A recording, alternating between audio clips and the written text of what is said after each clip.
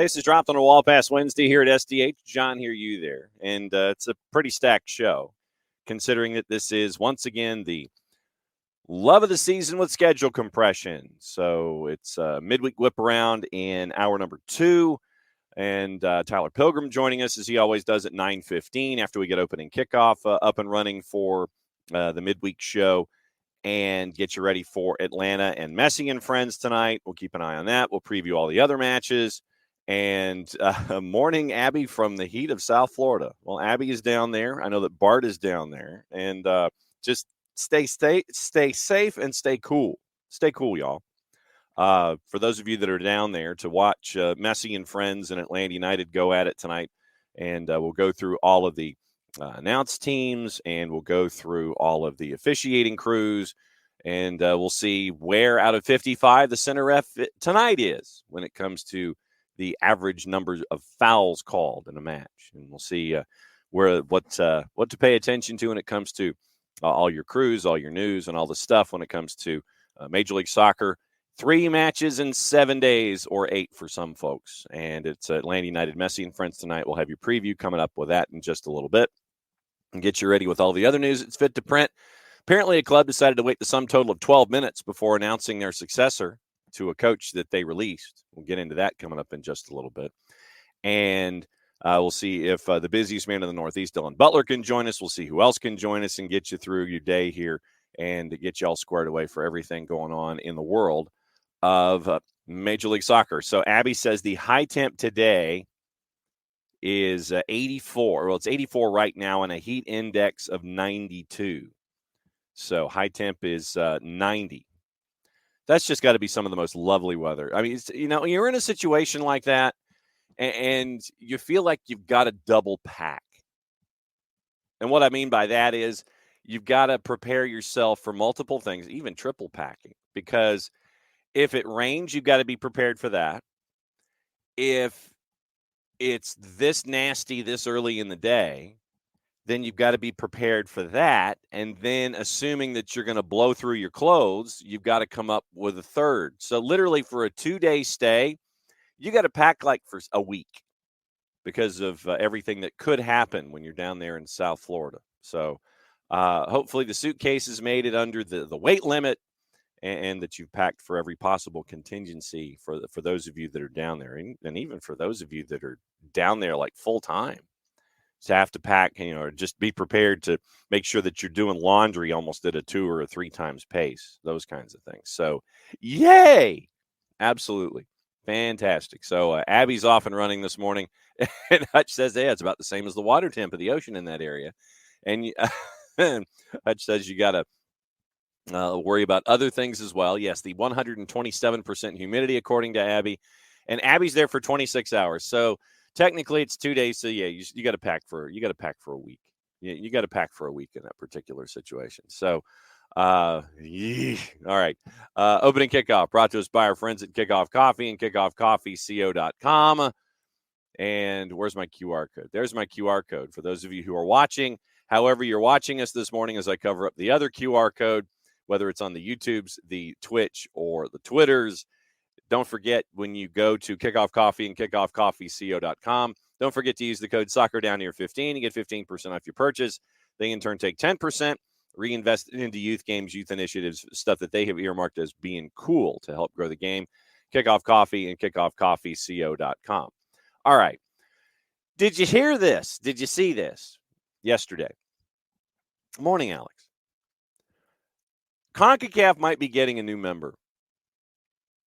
That would make it, I think, 43. Greenland. Talk about doing it on a rainy night in Stoke. Can you do it in a summer day in Nuuk? They've applied to become a member of CONCACAF. Football Association of Greenland came out with a release, and it's a nice little one-pager. And they're ready to go. They'd be the 42nd. So there's 41. There would be 42. Application for membership marks a significant step forward for our ambitions to compete at a higher level, according to National Football Team Manager Morten Rutschar. Worked hard to get here, and I'm convinced that this will inspire our players and develop our soccer culture. They'd begun a strategic collaboration with Iceland to bolster the program's international ambitions and help run home games, formally submitted back on May 13th. They would surpass Anguilla and Montserrat when it comes to full population. Rootshar said through our connections among existing member countries in CONCACAF, they'll expand their knowledge and network so that we know what to prepare for with all national and club teams, long dominated by, obviously, U.S., Mexico, and Canada. CONCACAF held their first ever Women's Gold Cup this year, and the U.S. won that one as well. So our friends at Reuters helped us out with that. But Greenland, I would be in for that so damn quick. Morning forecast. Could you imagine a friendly, or shoot, even something in the ways of a qualifier on the island? You go to Nuuk and you play. I mean, pictures have been released about some really cool venues, some stadia that are right up against the waterline. And you look. Morning, Tom. You look out literally maybe 100 yards and you see like icebergs floating away. I'm all for it. I'm all for anybody that wants to dive in, pardon the pun, to be a part of CONCACAF. Greenland, if you're a part of CONCACAF, that'd be fantastic. I'm all for them becoming the 42nd member of CONCACAF. There were some folks that had backed them as trying to get into UEFA, but for some strange reason, UEFA is like, nah, shoot. If it was me, I'd be like, yeah, come on in. That'd be fantastic. Forecard says Costa Rica would not approve. But I'm all for it. Yeah, well, if Tom says you figure out how to play the match on the iceberg, but then you kind of get in international waters, and then you figure out, okay, so whose rules would apply in a certain situation like this? And then you'd have to get the players off the iceberg once the match is over. That might be a little labor intensive. I'm thinking that if you had them all in one place, it's like, look, maybe you put like put a big tow rope around the iceberg, make sure it doesn't move, or you do it in the winter when you know the iceberg ain't moving, period. But Greenland and CONCACAF, I'll allow it, considering that I have so much stroke to begin with when it comes to adding members to CONCACAF. But I would look forward to that. And of course, me, I would be one of the first ones to sit there and figure out where to buy the Greenland national jersey. Shoot, I may still try to figure out where to buy the Greenland national jersey and wear that. That would be fantastic. I would love that. Other piece of news came out this morning, at least to start things off for opening kickoff. Xavi was in, then he was out, and then he was in, then he was back out. Now Xavi's out. Xavi officially out. Club confirmed it in a statement this morning. They had their cute little sentence. And then 12 minutes later, they announced Hansi Flick. Don't even let things get warm or get cold. It's like, out. There's the door. Don't let the doorknob hit you. 12 minutes later, you announce Hansi Flick. And so Flick offered to Xavi's replacement, signing a 2-year deal. Xavi came back. He said yesterday, we said on the show yesterday that anybody that takes this gig, dude, you got an uphill battle. I'm paraphrasing, obviously. Second in the league, a lot of points behind Real Madrid. Hansi Flick comes in, knocked out of Champions League, won the first leg 3-2, lost in aggregate 6-4. 2 Bundesliga titles, German Cup, German Super Cup, Champions League, UEFA Super Cup, Club World Cup at Bayern.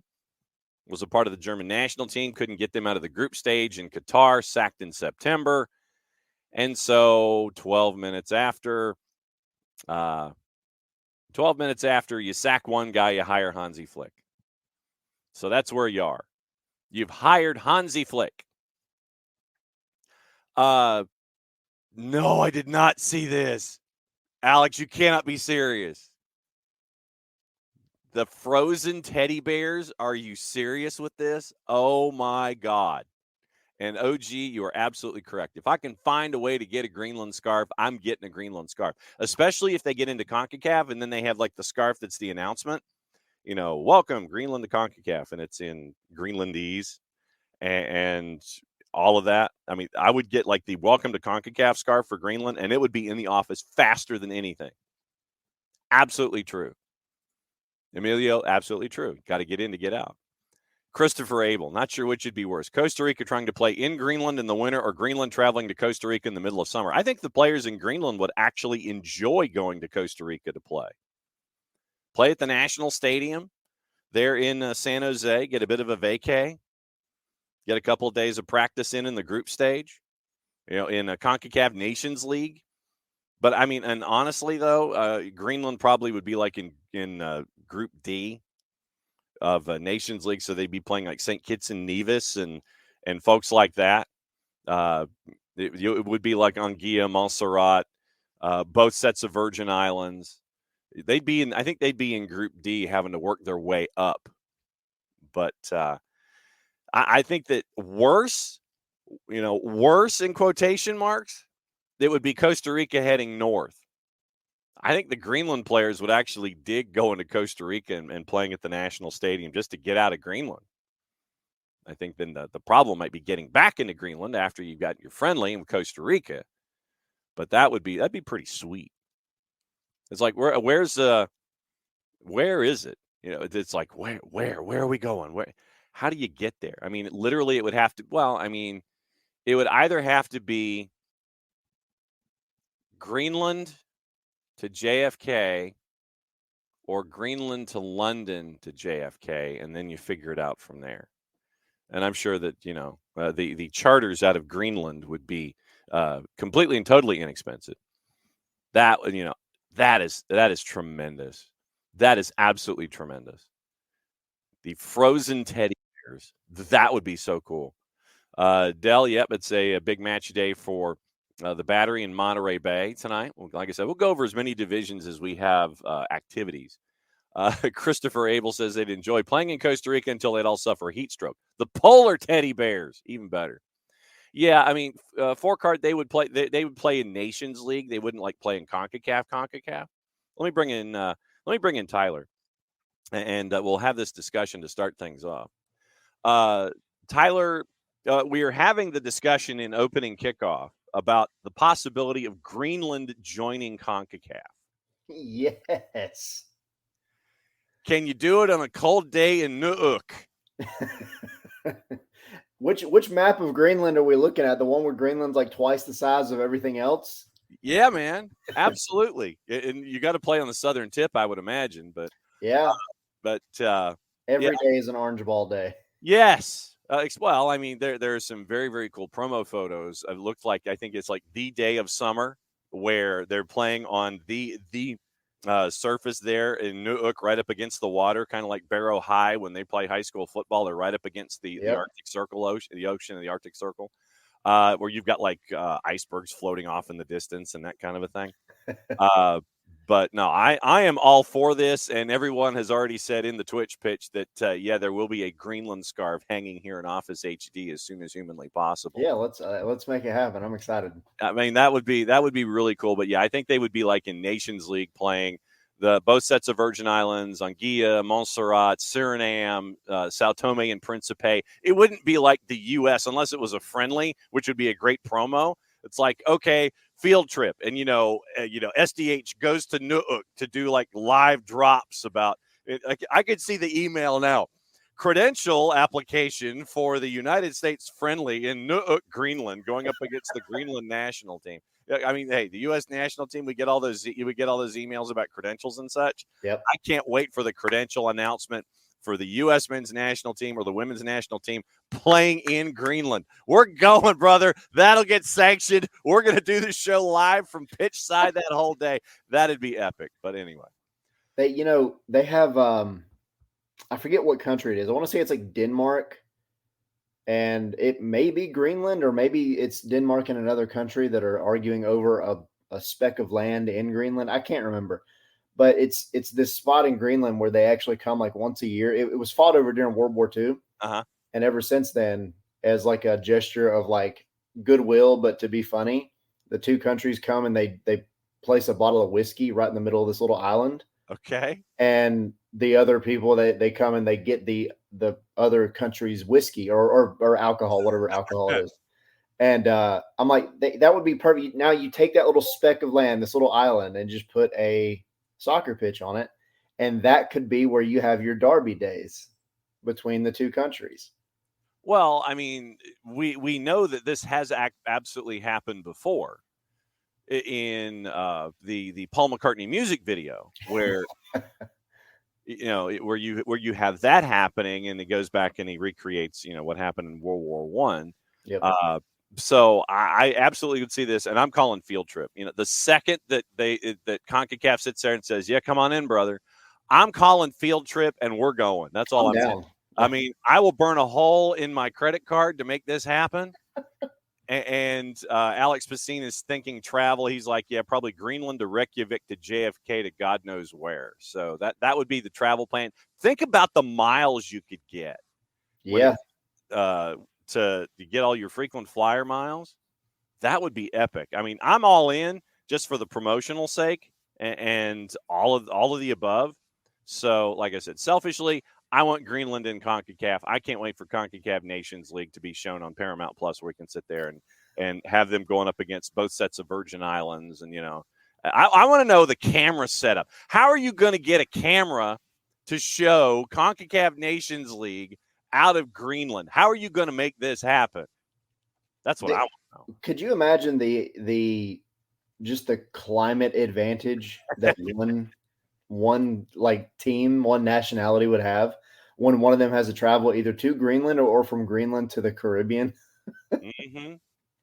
Well, and we were talking about going to Costa Rica in the Twitch pitch already this morning. It's like, who would hate it more?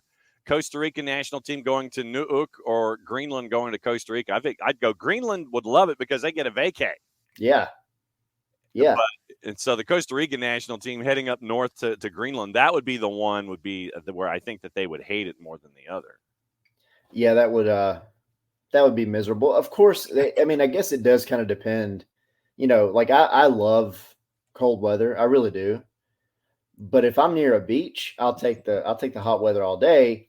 That being said, after a while, being hot gets old. Uh-huh. And I could see like going and just jumping into a snowdrift for a little while before you go play soccer. It might help. Yes, exactly. ATL and Sports goes drone footage only, but the thing you've got to make sure. Dell says it's like going to Minnesota.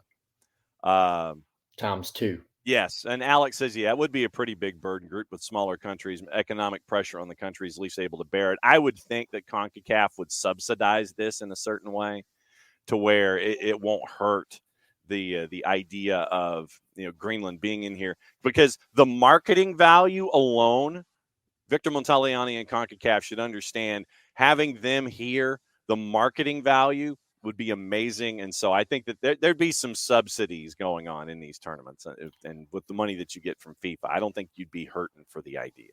Yeah, no, they'd have to help them out somehow. It's not like FIFA and CONCACAF insert center or that thing here. Like they're not hurting for money. You're gonna be fine. Yeah, yes. Help them out, make it work. FIFA helped them make the movie Goal. All right, like FIFA will insert their fingers into whatever little thing that they think is cool. So all you got to do is pitch it to FIFA and CONCACAF the right way, and then it'll happen. Yes, and Hutch lets us know and reminds us that they're a North American autonomous territory of the Kingdom of Denmark. Well, if the Danes can't help them get into UEFA, then open the door and let them go other places. That's what you're holding them back. Yeah, man. It's like, let me go. You're holding me back, but there's no one grabbing onto you. But you're holding me back. It's the snow. I'm frozen in place. Exactly. When is Alaska going to get an MLS team? I think after Indianapolis. I think Anchorage. That would be a hell of a community. Alaska would have its own league. Yes, absolutely. It's like Sitka. It's like the Alaska Baseball League, the Northern Lights Baseball League. Sitka, the Alaska Gold Panthers. You have like your own 8-team division and everything. It's like when they had the Alaska Aces in the East Coast Hockey League, and it's like, okay, I guess we got to fly up there for a roadie. How are we going to combine this? You end up with like 2 or 3 road games up there in that corner if you're flying up to the Pacific Northwest. 8,000 miles round trip. Hey, like I said, as long as you get the miles and points, brother, that ain't gonna matter. That'd be fine with me. It's like, look, look, you give me the miles and points, and that way I'm that much closer to hitting my marks and getting a silver medallion and gold medallion. I will take it. I'll take it all day. And it's in the team, one of them, it's going to be the Gnome Gnomes. Oh, The absolutely. Gnome Gnomes. But the thing is that do you do the GNOME on the front of the because like you have your city? Yeah. Do you do the GNOME, or do you just go ahead and do the gnomes GNOMES and just do the nickname across the front? That is a good question. Yeah. See, I think home you do. I think home you do without the S. Away you do it with the S. Yeah. There you go. See, we got the marketing down for the Yeah, Alaska. we got the home and away kits already set. The Alaska division of USL League One. We've got it all squared away right now, man. Yeah. We got it. We'll talk to Van Tassel and see if anybody wants to sanction a Northwestern territory of USL League One and have it as like a separate division. The entire community will be on the team. Welcome to WallPass Wednesday, and that's what we're here for. When you look at, that is an individual that I don't know. So that just screams. I don't know who this individual is that's attempting to call me on my phone. So we're just going to let that go and see if they want to leave a message. You were looking at somebody in the Twitch pitch, and I was like, no. It's like somebody because I've got the caller ID on my phone, even if it's not somebody that I have in my system. Yeah. And so this to me screams like, I believe that would you like a certain our warranty is.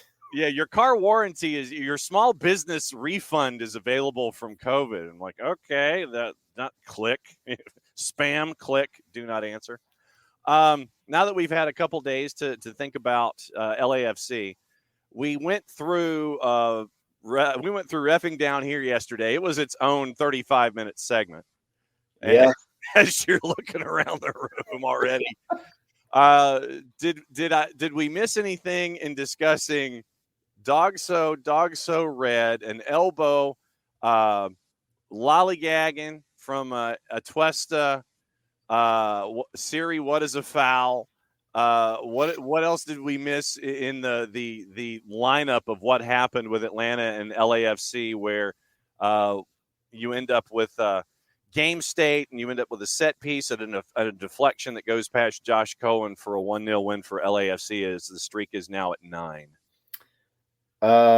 Inconsistency. I mean, you know what I mean? That's my like buzzword in terms of reffing. Like I don't care if you call a game hard or soft, man. Just call it the same way for 90 minutes as best you can. Mm-hmm. Don't be all over the place. It drives me crazy when a ref is just like, because like it has repercussions. It has like, tangible repercussions because the players don't know what they can do. They don't know what they can get away with. It leads to injuries. It leads to potential worse injuries. It leads to, silly red cards. It leads to arguments and then getting fines and all kinds of crap. And it's understandable from the player perspective because you're like, what can I freaking do? What can I, how can I play this game? Yeah. It's frustrating. I cannot stand when we even have to have a conversation about the reffing. It's just irritating. And, it is what it is though. Like in terms of the whole game, it was better, right? Like Atlanta, you started off, I don't want to say you start off slow. I mean, it was very like tit for tat, I think, with LA for the first half. I don't want to know about your tats, sir. We got yeah, no. Don't worry, I won't tell you. Mm-hmm. But it went, it was, I think I wrote my article on a website. It was very like a game of inches, right? Like you had both sides had opportunities. It could have gone either way very early. LA was definitely, I think, more on the front foot, which isn't what you want. And they had those set piece opportunities more than just that one where Brad got the red card, and then of course Josh Cohen comes in, and so I mean it was unfortunate circumstances. I think a lot of it that you didn't at least come away with a draw, but you also just, I mean, at the end of the day, the team has to play better at home. They have to win these games. They have to at least get a point out of these kind of games.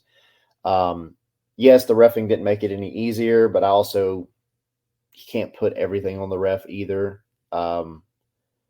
It would be different if this were like one of those where there were like 3 or 4 calls that just completely changed, the flow. Let me rephrase that, because it did change the flow of the game, but completely changed like the outcome where it was like super, super obvious.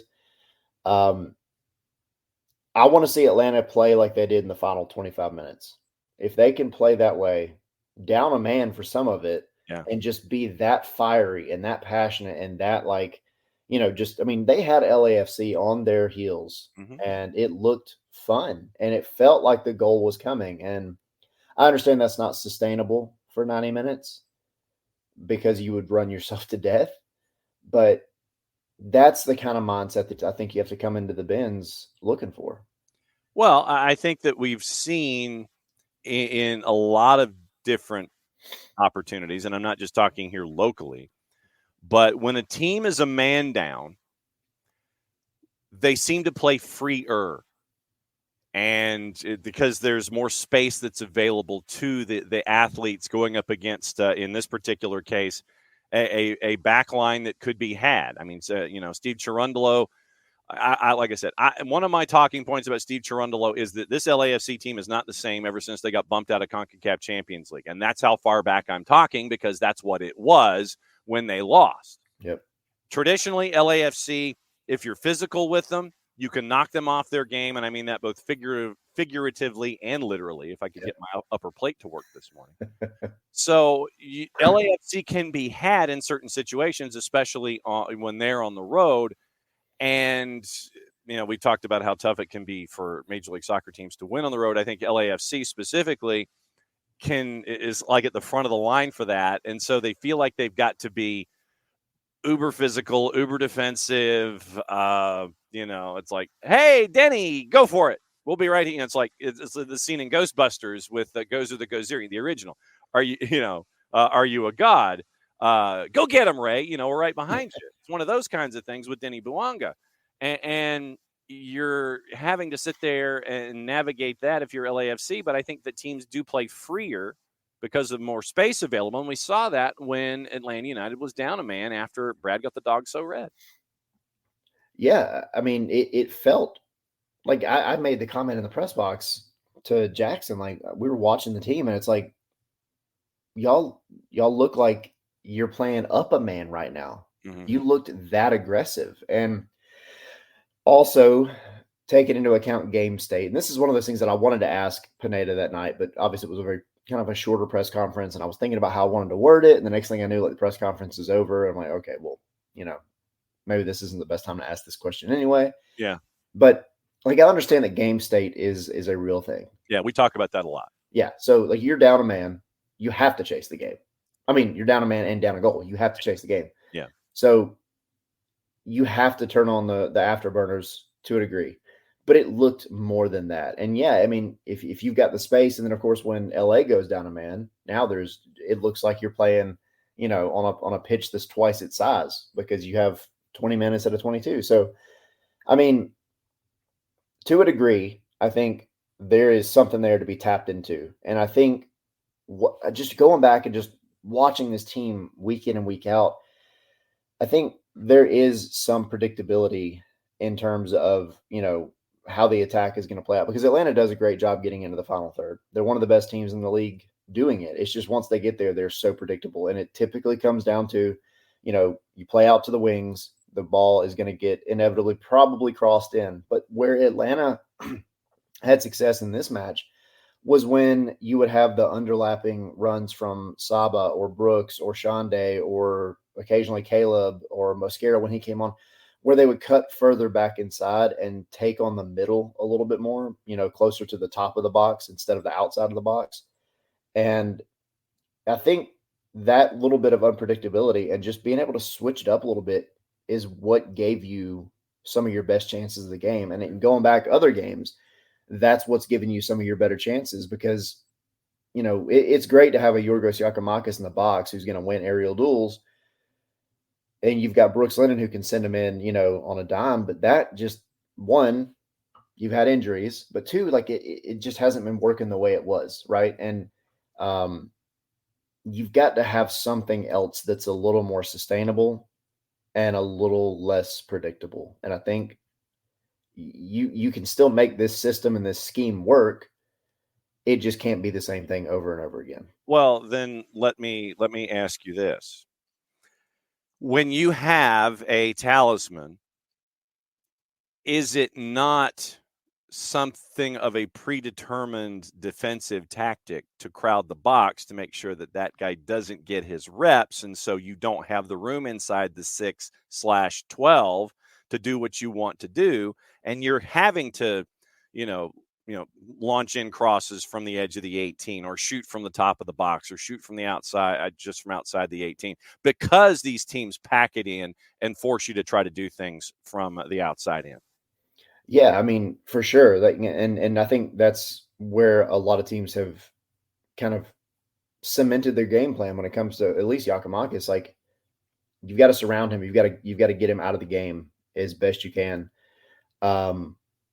And that's where it comes down to the players to step up a little bit. I mean, you go back to Nashville, I'm screaming at somebody to take a shot, and what does Slish do? He puts his foot through the freaking ball, and like you just at some point you've got to take some shots, right? Like from that top of the box, just outside, just inside the box, whatever. Get the ball into, Pineda calls them those primary assist zones there, and then send the ball in. Again, it's you have the pieces that are working, right? Like we see them work. We've seen them work. And I think that's part of why everybody's so frustrated right now is because the attack, it's there. Not a lot has changed in the attack. It's just not clicking anymore. And so, like you little simple things, right? Like you look at Brooks Lennon. When Brooks Lennon is making a run down the right wing, especially like when we're at home, you can see this just because it's in person, you have the right angles.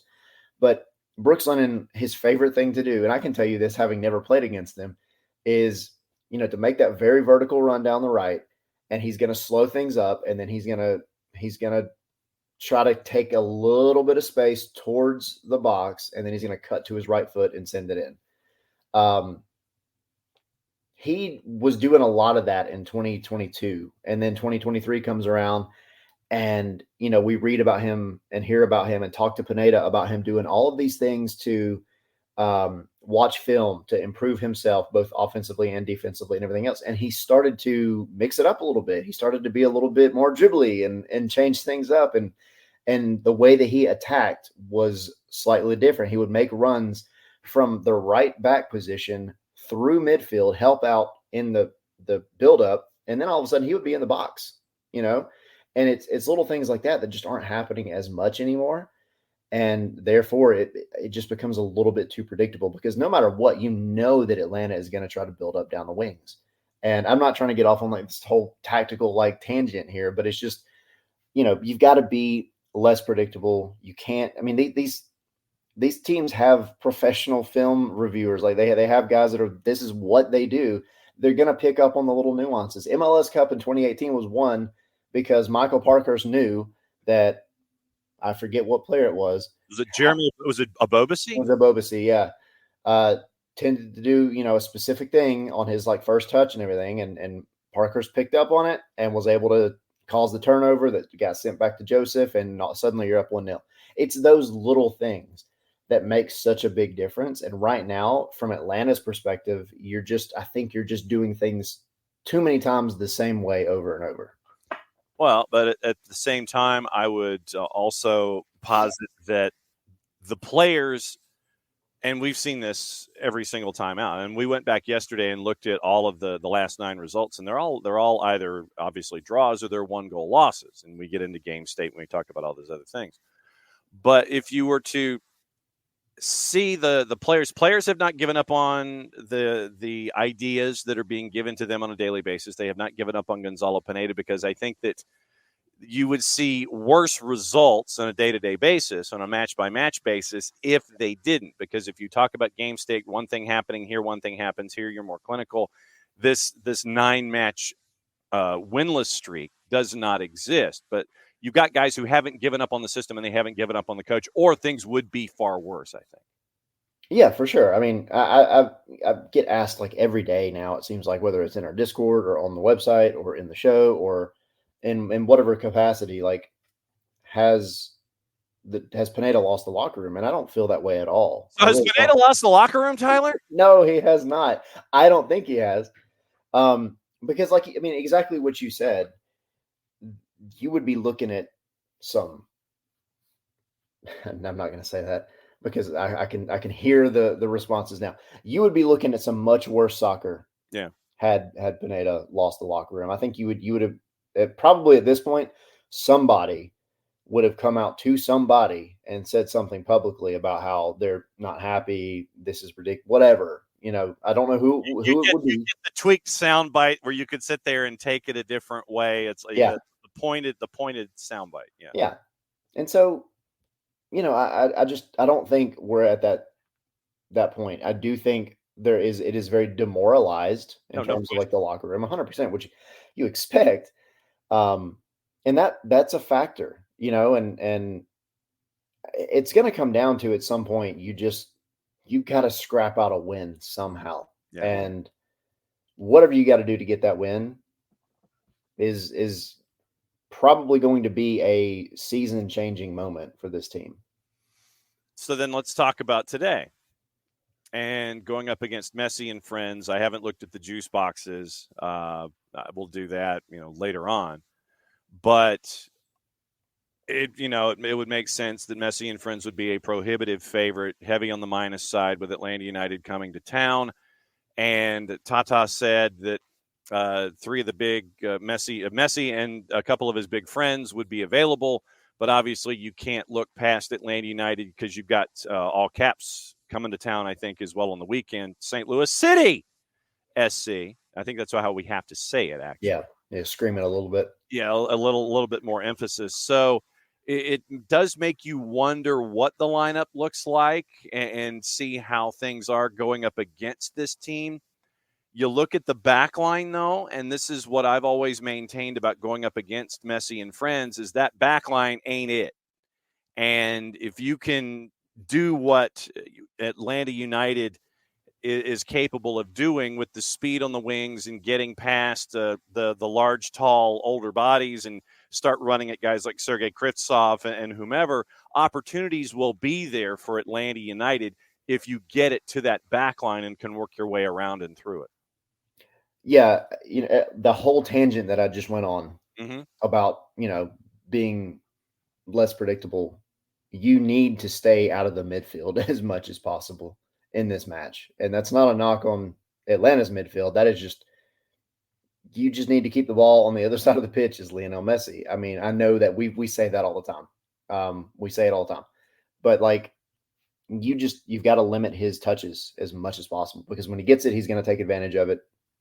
I'm like preaching to the choir. I know that. Um, I don't know that Yakimakis gets much time. I think he could get some time. I mean, he's Yeah. off the list, but you still have some. Yeah, you still have some big bodied guys, right? They can get up there. Um, Messi doesn't play defense No.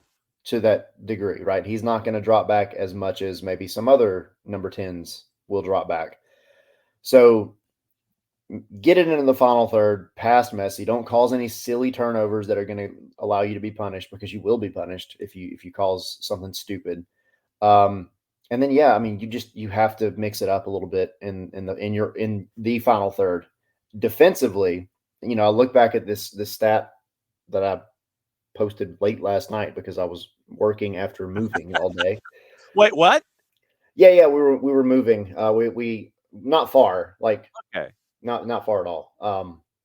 But it was a very long day. I'm so sore, and the media game is coming up Friday, and I'm trying to do recovery like as best as I possibly can. Ice baths. Ice bath, yeah.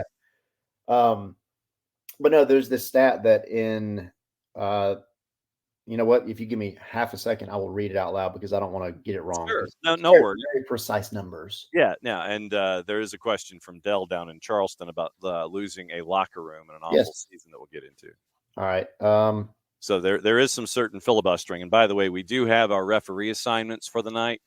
Armando Villarreal is the man in the middle. Your ARs are Kyle Atkins and Kevin Locke. Natalie Simon is your fourth. Your VAR is Kevin Stott, and your AVAR is Fabio Tovar. Looking at Armando Villarreal's numbers on the year, pretty much middle of the pack. He has 5 times in the middle, average fouls per match at 25.6, which averages out to basically 2/3 of a foul per tackle. And he's got a little over 5 yellows in a match. So 5 over 25 is what? 20%. 20% of Armando Villarreal's foul calls end up being cards. Yeah. So maybe, 26 yellows in 5 matches. So it's what is that? It's a 5.2. So, and he does have 2 reds to his dossier this year. So 5 yellows a match, 25.6 when it comes to fouls per game so far this season, but that puts him middle of the pack and nowhere near Sergi Boyko's number. Yeah. And Atlanta needs to come into this match. If you're in the starting 11, I need you to be like immature. Like go in and like start making fun of people's mothers or so. Just piss them off. Like make them get yellows. Do what you can. Sit there and point your fingers and do the yapping and all of this kind of stuff. Yeah. Learn from Edward Atuesta and apply that forward. Basically, yes. is what you're saying. 100%. Okay. Did you find your stat that I did. So 0.7 are the goals conceded per 90 when Stian Gregerson is on the pitch for Atlanta United. Yes. They've only conceded 4 goals in 506 minutes when he has played, and they have conceded 13 in the 919 minutes that he has missed. So, you can't always look at one defender and, base the entire defense and the stats around him. That's unfair. But. Yeah. But when that guy's on the field, the team defensively looks much better in many, many ways. And he is your kind of break glass in case of emergency person, like Miles Robinson was, because he's athletic enough to handle just about anything out there, but also he has the soccer IQ to know when to slow things down. And that's not a knock on Miles. Please don't take it that way. But he reads the game well. He reads the game well, and he's able to slow things down when he needs to. He is able to, break you out of jail if something bad really happens. And that's fully expected to happen tonight, not because of anything that Atlanta might do, but because Miami has Messi playing on the field. You're going to have those moments where you're going to have to come up with something spectacular defensively to just help out Josh Cohen in goal. So he's been, I don't think it's like stretching anything to say that he's been one of the best signings I think Atlanta's had in a few years. Because he is the LFTM, he is the large, fast, tall man, yes, and when you have a free safety like that, then you can your defense, your rush ins and your linebackers, they can take some chances occasionally when you've got a free safety like that in Stian Gregerson. So looking forward to obviously Stian getting back to full song. But the question that was raised from Dell, and it has a couple of different sections to it. Is losing the locker room the key factor for a front office to fire a manager? And even if you're having an awful season, if the team doesn't hate you, then you keep your job. So Dell is just curious in that. I mean, no, because it's a results business. I think it might buy you a few extra matches, but I don't think that's going to be one of those things that is ultimately a big deciding factor. I've said this a few times, like if you're it's not 10 o'clock yet. If you're a D-bag, right? Like, well, look, we can put an explicit rating on this show when we post the audio anyway. I don't want to go that far yet. I haven't even had coffee yet. No, but if you're a douchebag, right? Yeah. It's a little bit easier for everybody to make the decision to pull the trigger on you. Like if you've lost the locker room, then that's just one of many factors that are going to go into the decision to move on from you. Gonzalo Pineda is not a douchebag. I'm No. telling you that right now. I've said it a million times. Said it on my show. No matter what we look at, because I know that's where these questions are coming from, and I totally get it. I don't feel like he's lost the locker room. Right. I'm not the one in the locker room except for after matches, so I can't say with certainty. Like, I don't know all that kind of, ins and outs, but it does not appear that way. Gonzalo Pineda is not a dick. He hasn't come out and been like, this player stinks. This player stinks. This player stinks. This player. Yeah. And his players haven't come out and said anything, really negative about him at all. I mean, there's the moment a couple of weeks ago where Yorgos Yakimakis was like, saying, hey, it's time to break some eggs or whatever he said, just, getting everybody ramped up a little bit, which is fine. I mean, that's, as a leader in the locker room, that's what you're supposed to do too. Mm-hmm. So no, I just, yes. So I guess the short answer is it might buy you a few matches, but that's not going to be something that's going to, save your job long term. If they like you, cool. If they don't like you, cool. But at the end of the day, I think most everybody would agree. I'll take a D-bag Jose Mourinho that's getting results over somebody that's not getting results, because that's what this is about. It's a business, and that's how it is like that. It is a results-based business. Yeah. So you want 10 years ago Jose Mourinho is what you're looking for. Why not? I mean, it'll make the press conferences a little interesting. If I do not speak. No, I do not speak. If I speak, I'm in trouble. Yeah, if I speak, I'm in trouble. Three titles. Three. That's what you're hunting for. No, it's when what you're also doing with if you're Gonzalo Pineda is you are letting the entire soccer universe know who you are as a human being.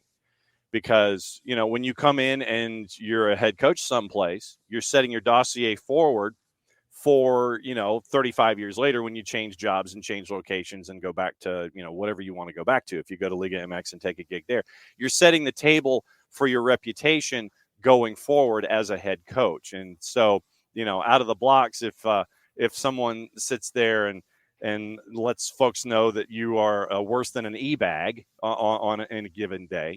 If you look at the tank of bag, you've got F, you've got E, you've got then you've got D. And so he's not a full bag, he's not an e-bag, he's not an empty bag, and he's not a D bag. Yeah. So that's when you're looking at the tank of bag. That's what you're staring at. It's worse than E, then you're a D bag, and he's not that. And you're setting yourself, you're letting everybody else know who you are as an individual when it comes to coaching and coaching opportunities. So everybody knows what they're getting when you walk in the door. Right. Because, I mean, you've just as I sit here and say, like, Gonzalo Pineda is a nice guy. He really is. Mm-hmm. He's a great person. That goes a long way after the fact. But also, maybe sometimes we call on him to maybe be a little harder, be a little more firm, whatever. But also, you have to remember that these players are people too. Like, these are people, and I mean, it's been a conversation that's gone back and forth, I think, a lot, and it goes on in every club in the world, mm-hmm. especially ones that have passionate fans, which is great. But, like, no matter what happens in the future with Pineda, like the name calling and like the really, like, bad things people say, like, that stuff can't happen. You can criticize a coach, you can criticize a team, you can criticize a club. Just be fair about it. If you don't feel like he's the right guy for the job, that's fine. That's an opinion, and that's totally valid. But at the end of the day, they're people. Mm-hmm. It would be a lot easier to say negative things about somebody if they were a D-bag. Yeah. But he's not. So you just, at the end of the day, this game, we all love it, and we all love it because it's everybody's game. Keep it critical, but keep it nice. Keep it in a just way. Yeah. That's my public service announcement for the morning. There you go. All right. So you're going to go into rest and rehab for the remainder of the week because you moved on a Tuesday on a holiday week, man. It was a short work week to begin with, and then you decided to expand it by moving. So let's see. Today's rest and recovery. This is your regen day. Yep. Then Thursday, I imagine you're going to go back and watch last year's match. Yep. And you're gonna watch film, and you're gonna go out and apply it on Thursday to get you ready for the media match on Friday. I guess that's where, your the rest of your week is headed. Yeah, that's pretty much spot on. That equates to sitting around icing myself. And yeah, I might turn on last year and see what's up. I'll watch the tap in that I missed. Yes. There you go. And watch Jarrett lose both of his shoes. Yeah, not just lose both of his shoes, blow them out. It completely explode them. Yes, and so hopefully his shoes will last this year as well. What's going on at Scarves and Spikes? We are gonna do a watch along tonight. I say quote watch along. Yes. Obviously we're not like playing the game to where everybody can watch it because that's illegal. We can't do that. No. You're going to have simultaneous observations about a match that starts at 7:40 in South Florida. That is it. Well, you're going to basically see us react in whatever way. Oh, yeah, it's going to go down. We're going to talk. We're going to have fun. We're gonna chill out. So no, we got that going on tonight. And then we'll be back doing the regular stuff again on Sunday, but we are doing a live show at the Signia Hotel at the Nest on 4 Bar this Sunday. So we have a few more dates lined up for that. Okay. But the first one is going to be this Sunday against Charlotte. So that game is like a 4:45 kickoff. It's a big FOX game. Yeah. So they get the super hyper mega pregame show. Yep. So that extra 18 minutes or whatever.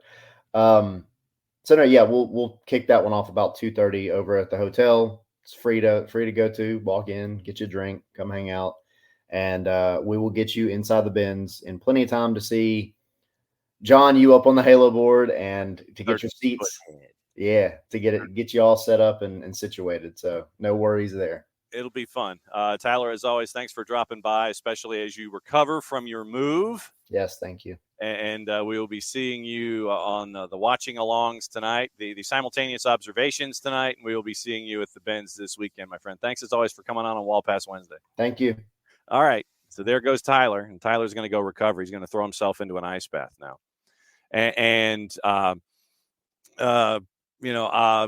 let me go back and say hi to everybody because I don't think I got the chance to do that, and I know that we do have some observations. And let's see. Good morning, Abby. She's schwitzing down in South Florida. Morning, Hutch. Morning, Alex. Morning, Fourcard. Morning, Tom. Morning, OG. Morning, Emilio. Morning, Christopher.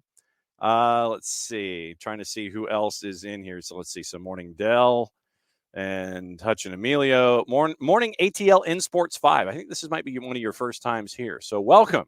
We're here every morning at 9:05. We believe in Turner time here at SDH. We go from 9:05 until like 11 whenever, and that's just how we go. Let's see. So morning, Dell. Morning, Alex. I'm trying to see if there's anybody else that I missed. Morning, Christopher. And I'm going in time order for things posted on the Twitch pitch. Let's see. So Christopher and Dell and Emilio. And this is like the Newsy review for those of you who were of a certain vintage. At the beginning of the show, every single day, they would spin the pinwheel or the big lollipop, and then they would sit there and say hi to everybody that was there in the room. And so what I always like to do is I always like to tip my hat to everybody who comes and drops by. Morning, Pars. Welcome. Tom, couple of things. I would disagree with the adjective that you used in the Twitch pitch about Gonzalo Pineda as a coach. And like I said, if we go down that road, I think there's going to have to be a time where you and I off air are going to just have to go to a restaurant and sit, because I disagree with your characterization, the adjective that you used in the Twitch pitch. And also, but I will address stubbornness. When it comes to a system and a certain way, would you approve of whiplash when it comes to stylistics? Would you want things that way? It's like, well, you have a set way of playing, and Then if it's not working, then do you whiplash your way into something else and then whiplash your way into a third and not have a set way of play? That would be my biggest question for you when it comes to stubbornness across the board. Let's see. Dell on the press conferences. Gonzalo is a very thoughtful man. And what he wants to do when he's taking notes, and this is my observation, he's a very three-dimensional thinker, and he wants to get the main points of your question on a piece of paper so he can address them. So it's not distraction on his part. He's looking at it from the perspective of, okay, I want to answer this question in depth, and I want to get the talking points all laid out so I can answer them that way. And so, no, the taking of notes is to fully understand the question, where it's coming from, and so he can answer it earnestly and honestly. So that's where Gonzalo's coming from when it comes to writing down all of his notes. It's 10 o'clock. We go to the busiest man in the Northeast. And you want to know why he's the busiest man in the Northeast? Is because he does like 98 different sports. Dylan Butler, good morning. I thought I had it at 95, but I mean, I'll take your word for it. You're like all over the place, man. I mean, you were doing lacrosse last time? I was lacrossing last night as well. County championships. Yeah, so I think I actually I have a few. There's an event called the Long Island Lacrosse Showcase in late June, where it's like 3 games. It's like Nassau versus Suffolk at Hofstra. That's the finish line, but actually last night was the last high school games that I'm doing this school year. So, well, I mean, they don't have like all-star games or anything. Those games that I'm doing are more kind of like that. So, like the state championships are like June 9th. We don't have the rights to those. And FHS does. Yeah, I heard of them. But if they continue going along their path, I wonder how long they'll continue to have state rights. Mm-hmm. Yes. What I have talked to folks about when it comes to that particular network is that you literally, as he breaks out, he's got his Eastern Conference. He's got his Eastern Conference Finals mug. He's rocking and rolling with that. What I tell folks when it comes to that particular network is that schools basically have to broadcast every event humanly possible with the kit that they give you as you agree to the advertising plan that they set forth just to break even. So literally, you've got to broadcast everything from one act play to all of your big revenue sports just to break even with the contract that you sign with that entity. But then, if you're out our way, it's you got us, and obviously I'm biased to the product we put out. I am too with mine down here, yeah.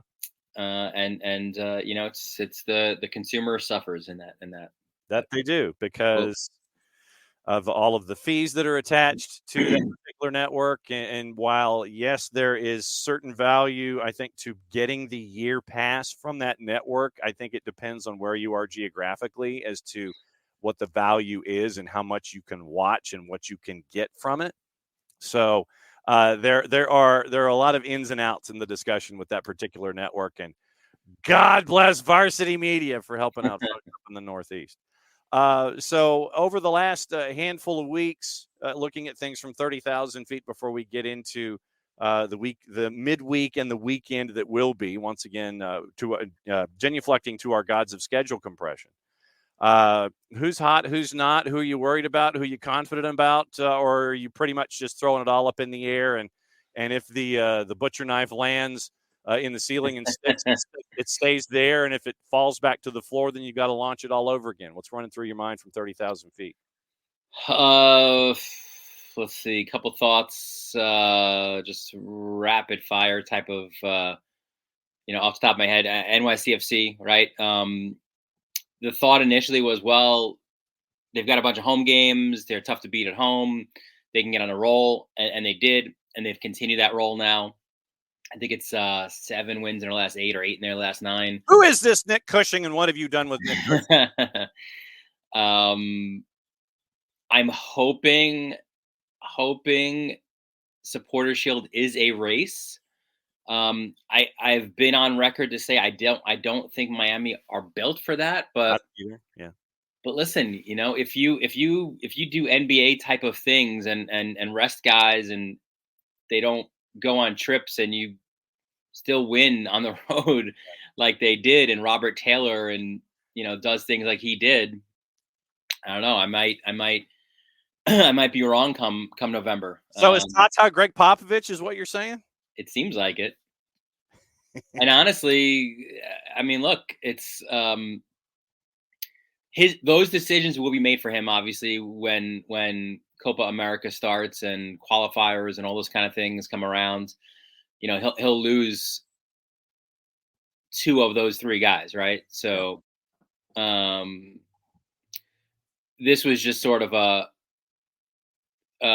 way for Miami. I mean, look, he showed his guys, or his guys proved to him, right, that yeah, we can do it without the big names. And going to BC Place, that's an impressive win for them. There's no doubt. I mean, the Caps, that was an opportunity for them in front of a huge crowd to maybe prove they were an elite Western team. I don't think they are. I think they're like maybe the second tier there.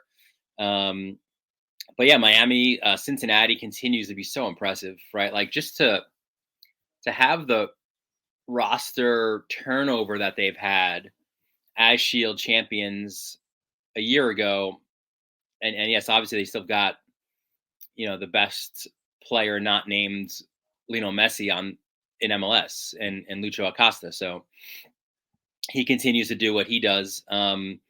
And yeah, they're right there again as Shield favorites, Shield contenders. That those are in the East, right? Like those are the teams that are certainly impressive. And listen, obviously Columbus, massive game. Ooh. You could argue the biggest. I don't think you have to argue it. It is the biggest in their club's history.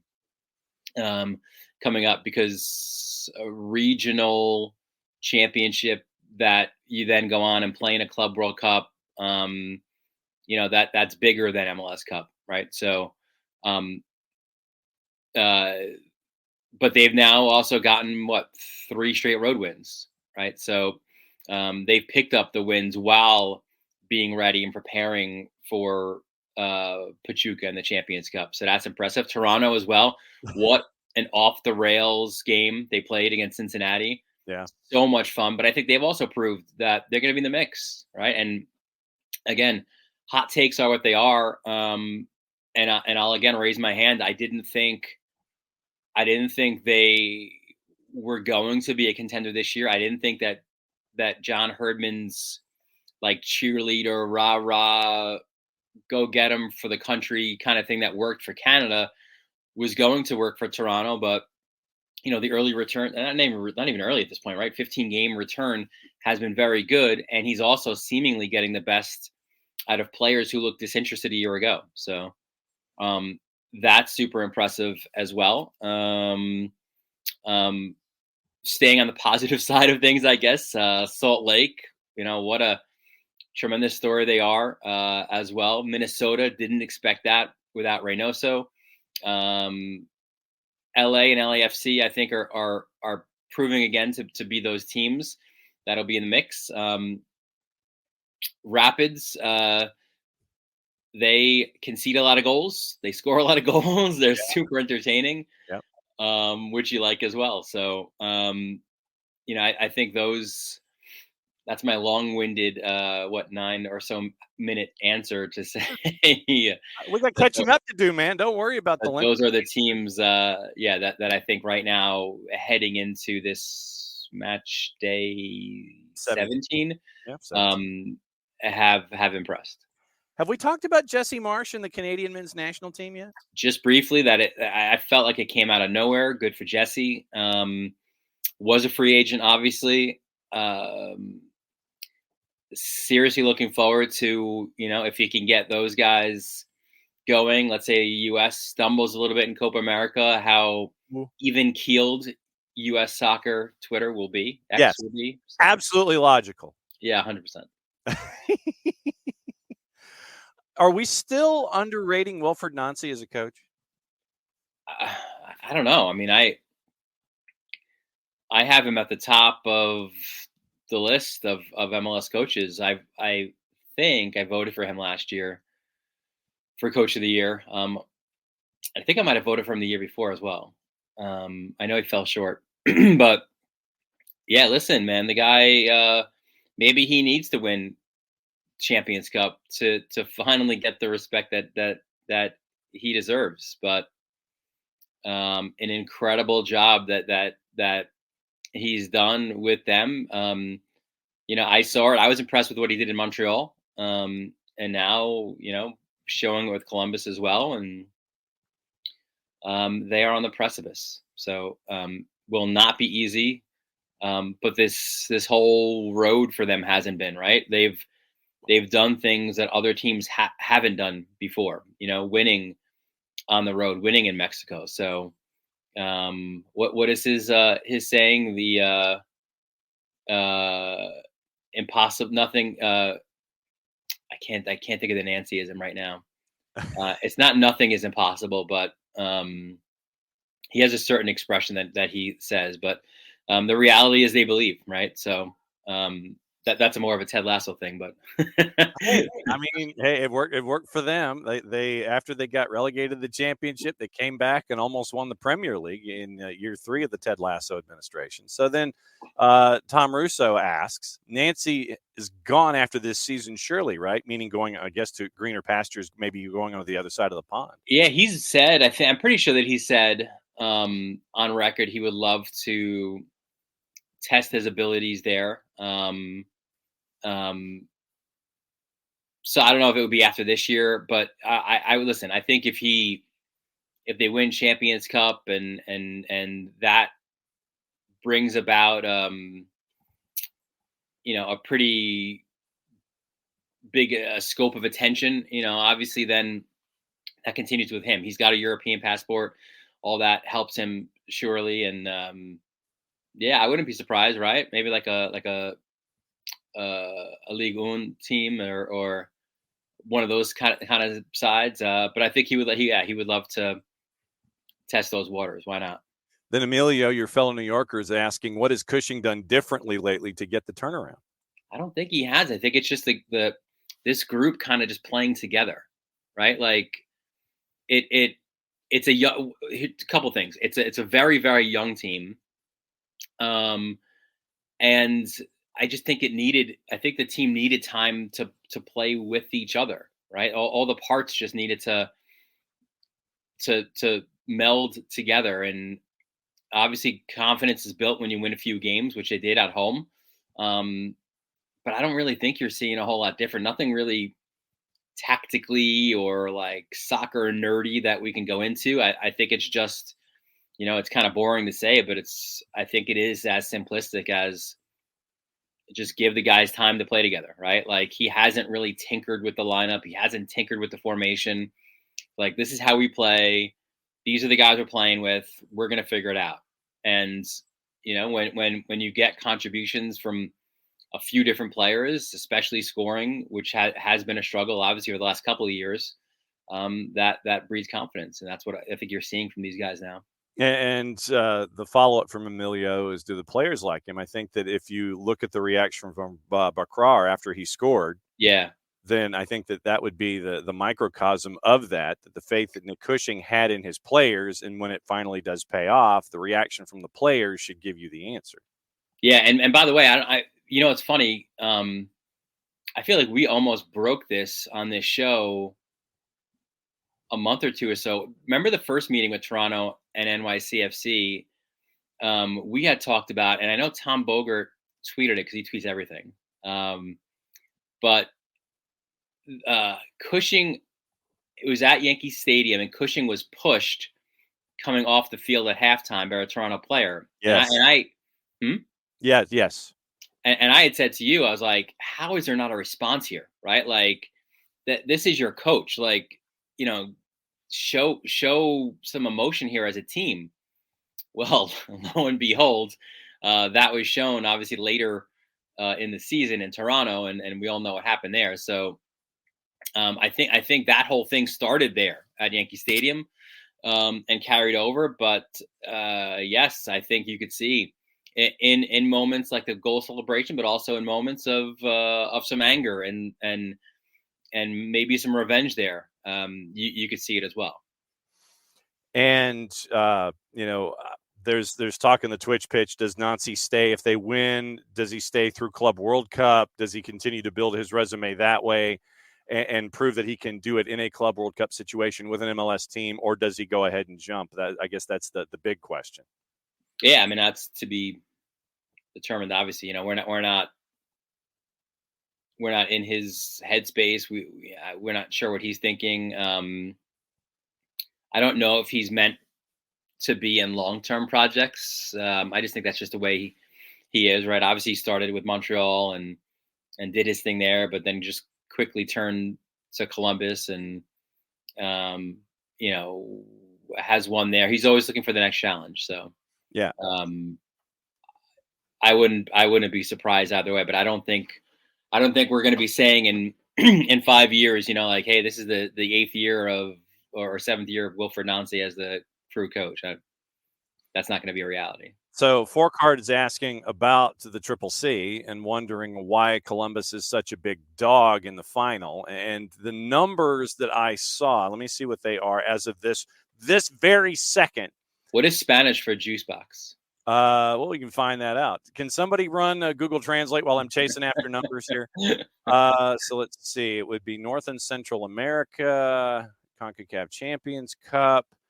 Pachuca, well, it's not too bad because the number was a lot larger earlier in the week. Pachuca's a minus 179 to win it in 90 minutes. 90-minute draws a plus 330, and Crew to win it outright's a plus 405. That's not bad. And they've certainly been up against worse, going up against Tigres and having to win there and doing the same against Monterrey. I think this Pachuca number, that's not all that insurmountable, if you want to call it something like that, considering what we've seen from Columbus. But the question was, why are they such a big dog? And it's, I guess, because of the specter of Liga MX and all this. Well, it's also Pachuca. They are for a country where we always talk about the elevation. Theirs is significant. Yeah.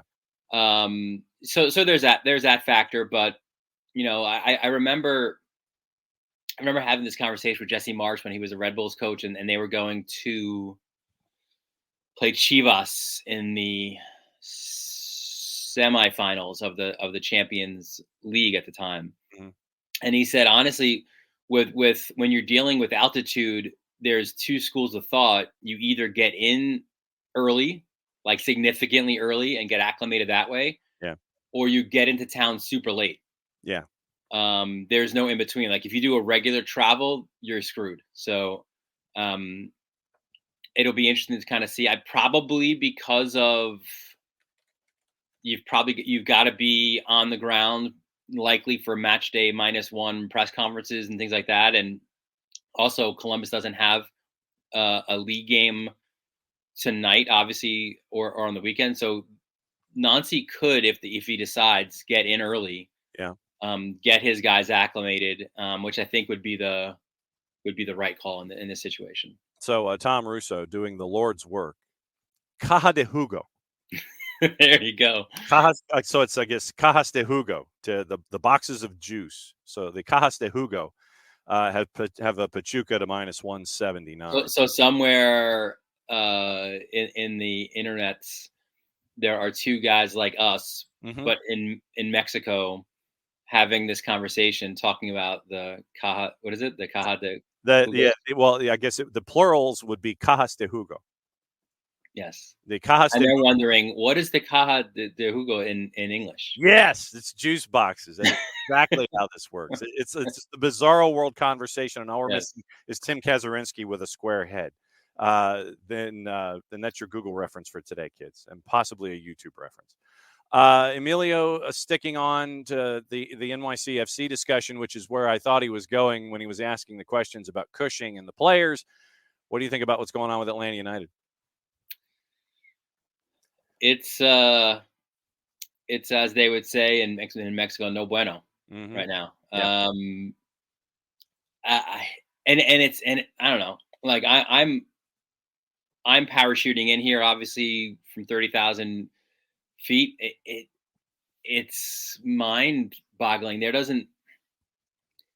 I don't know. Like you've heard some who have just wondered about the makeup of the midfield and positionally and I think it was Sasha Kleshkin on Season Pass who mentioned and like Dax McCarty can't be an everyday starter in the midfield, but when he's there now, the midfield unit operates a lot tidier than they have been, right? So it's bizarre. It's like early in the year, like, well, they got injuries, and you're like, all right, but now they don't have as many injuries. But it's still in key places though with Gigi and Stian. So literally, no, for sure, the back, yeah. But other teams have managed their injuries and have gotten results. So it's honestly like I don't know. I don't know what's going on with those guys. They should be significantly better than they are. That is certain. So, well, and to your point about Dax, I think that when Dax was brought in, it was the same idea initially with Ozzy Alonso. Yeah, but, you're supposed to come in. You're going to be a spot starter. You come in every fifth day. You give me great in the locker room. Yeah, you give me 1 earned run surrendered over 6, and then we can turn it over to the bullpen and finish things out. And I think that that's what you're going to be getting with Bartosz Slisz on an excused absence. He had to travel to Europe, and so I don't think he's going to be back until the Euros are completed. So I think you're going to have the Dax McCarty, Jay Fortune combo flipping 60s and 30s or 70s and 20s until further notice, where Dax comes in and you get that veteran presence and he's directing traffic and he's that added voice that is, where Brad is your team captain. But if you have Dax in there, he's like that second level. He's like when you're playing telephone, he's the first guy that gets what is being said in his ear, and he gets to project it out to everybody else, and he gets to direct traffic and such. And so I think that, especially now with Slisz gone to Europe, my guess is that it's going to be some combination of Dax and Johnny Fortune, and going up against Messi and friends tonight. Yeah. Having Dax there as your 6 to help things out up against the firepower that's there, we'll see what it looks like. But I think having Dax as a part of the equation should help things out defensively. I would agree with that. And I think just for overall positional play, I think he's very good for that as well. Question from Dell was, what is the most let's see. What was the adjective that Dell used? The biggest game tonight. This is what Dell's question is. The biggest game tonight. And I'm guessing that you can take biggest as the key adjective here, and you can play it however you want, because biggest could mean most important. Biggest could mean the grande matchup. It's like you take your Rangers mug and you get like a double shot of espresso, or you double stack it. You go to Wawa and you double stack the matchup or whatever. You go to Dwayne Reed and maybe get a double shot. What is the biggest matchup for you tonight? The supersized matchup. We will. I think it's the latest game tonight. Unfortunately, LA and for those of us on the East Coast. Okay. Yeah, I think LAFC Minnesota.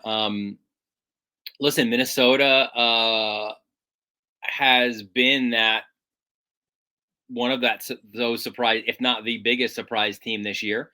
Lud slotting into where Reynoso played. Them doing it without Reynoso, under a new coach who came in late. The regime came in late. They've had injury, like so many things were stacked against them. They've played so well. And now they're going to LA to take on an LAFC team that seems to be rounding into form. And lo and behold, they're going to get reinforcements in the summer as well, right? So I think this is a good litmus test for Minnesota, right? Are they elite? Are they second level in the West? I think we maybe will get some answers there tonight. That one to me is really big, the biggest I think of the games, and obviously whenever Messi and friends plays, a lot of intrigue there. So I think Miami Atlanta will be interesting at 7:30. Philly Toronto I think should be fun as well, because Toronto's playing so well. Philly are struggling, so. But yeah, I think certainly that last one is one that I look at. Maybe a little bit of Seattle, Salt Lake, maybe do a little split screen action there. But yeah, I think LAFC and Minnesota should be fun. Okay. We've got, let's see, you mentioned Philly. Philly's a -164 at home, hosting Toronto, who's a +415 on the road, which is intriguing to me. That number just seems astronomical considering what we've seen from both of these clubs. And I think that Semley is going to be in net as opposed to Andre Blake. I think Andre is still trying to recover from injury/surgery. You mentioned Seattle. Seattle's a +102. So they're favored, but they're still on the plus side. So you can get a plus number there. RSL on the road's a +245. LAFC, to answer your question about going up against Eric Ramsey, a -204 at home, hosting Minnesota United. Minnesota United is a +479 in the Cajas de Juego. That is a huge number for a team that has turned itself around with a 32-year-old head coach. And they've won a lot of road games. Yeah. Minnesota, let's see. So as I scan down, yeah, they're 4-1-1 away from home. Yeah. That is the most wins away from home in the Western Conference, and it is third in Major League Soccer behind Cincinnati, who is 6-1-1 away from home, and Messi and friends, who are 5-1-2 away from home. I'm intrigued with that, and so there's a lot of stuff going on when it comes to the excitement on the road, and it seems like, once again, you still have. The difficulties are there, but the creme de la creme are finding ways to win on the road and win a lot of times on the road so far at this point of the season, as we are in the back stretch after turn 1 of the tricky triangle, heading toward turn 2 at Pocono. Yeah, I mean, we're 15 games in. That's crazy. Yeah. I mean, we're almost to turn 2 of the tricky triangle. We're on that back stretch, and we're kind of getting there. But I guess when Leagues Cup comes in, is that then everyone just has, like, there was a crash or something, so everyone's has to go into their pit? Yes, areas? yeah. That is the mandatory the mandatory pit stop. Everybody, the flag stand sits there and goes, okay, it is the competition caution. Leagues Cup is the competition caution, and the guy sits there and waves at it. There was a question that was raised about the activity that you have behind you, what you have hanging behind you, sir. All right. And they wanted to know what your favorite club was in the Premier League, and I said it was Newcastle. Apparently, Newcastle are confirming that Matt Ritchie, Paul Dummett, Loris Karius, Jeff Hendrick, and Kel Watts will all be leaving the club when their contracts expire this summer. How, sir, are you handling the news about having to juggle both PSR and player exits and folks wanting Alexander Isak? Inquiring minds want to know. Heavy sigh. Here it comes. I feel like we were just and again, I blame Mike Ashley, I think, because if we had this ownership maybe just a year or two earlier, I think we'd be fine. I think we would be contending in the Champions League. We'd be top 4 in the Premier League, like a City and others who have managed this, or who have been able to or allowed to manage it, I guess, without repercussions. So, and then Sandro Tonali. Yep. It's listen. It's not it's not champagne problems, obviously, but they sure beat the hell out of, wondering, will we parachute back up out of the championship after we've been relegated? So we'll deal with these problems and move on. But they just are what they are, I guess. I don't know. It's life as a Newcastle fan. Yes, life as a Newcastle fan. What is going on in the world of at Dylan_Butler on the Twitters and life otherwise? Yeah, like I said, a bit of a break from the varsity media broadcast, do your charts, make calls with coaches life, which is nice, especially now with like these double game weeks, right? So it'll be a busy one tonight. Obviously a busy one on Saturday as well. Coach Butler has got a doubleheader Sunday morning. Oh, wow. With the U6 Breakers, who, by the way, should have probably led with this, but I do wonder if my coaching career is in jeopardy here. So we had a game against the Blitz, a team we've lost to before this season, last Sunday. I was not there. I couldn't be there. We were at my sister-in-law's wedding. Okay. Sunday. So obviously my daughter wasn't there either. The other coach, Coach Jenny, had to go to the hospital. Wow. I think it might have been like kidney stones. Wow. Oh. So both coaches were out. One of the parents volunteered to coach. We get a text later. We won our first game of the year. So I'm like, I don't know. Maybe we're out. Maybe you've got the secret formula here. Oh, wow. So we have the unfortunate U6 doubleheader coming up this week, but we do have the Blitz first. So maybe we can get that W in the first game, maybe take an L in the second one, but split the two. That'd be nice. Okay. But maybe it is the coaches. Maybe Coach Butler, maybe I'm on the hot seat as well. Yeah. So do you have to write an article for MLSsoccer.com tonight? Della's asking out of Charleston. I don't know. I don't know what my assignment might be. I know I will be editing. I've also fallen into the role of like editing goal videos. So if you see a mistake on those, probably it's me. Okay.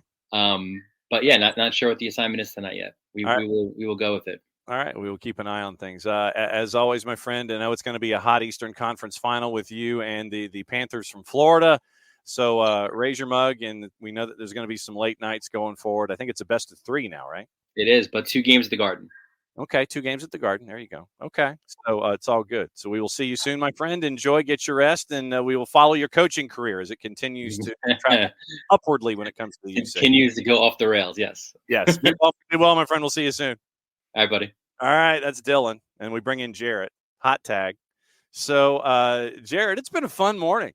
We've been standard WallPassian Wednesday all over the place, and Jason's set to join us in about 5 minutes so we can discuss things with Jason as well.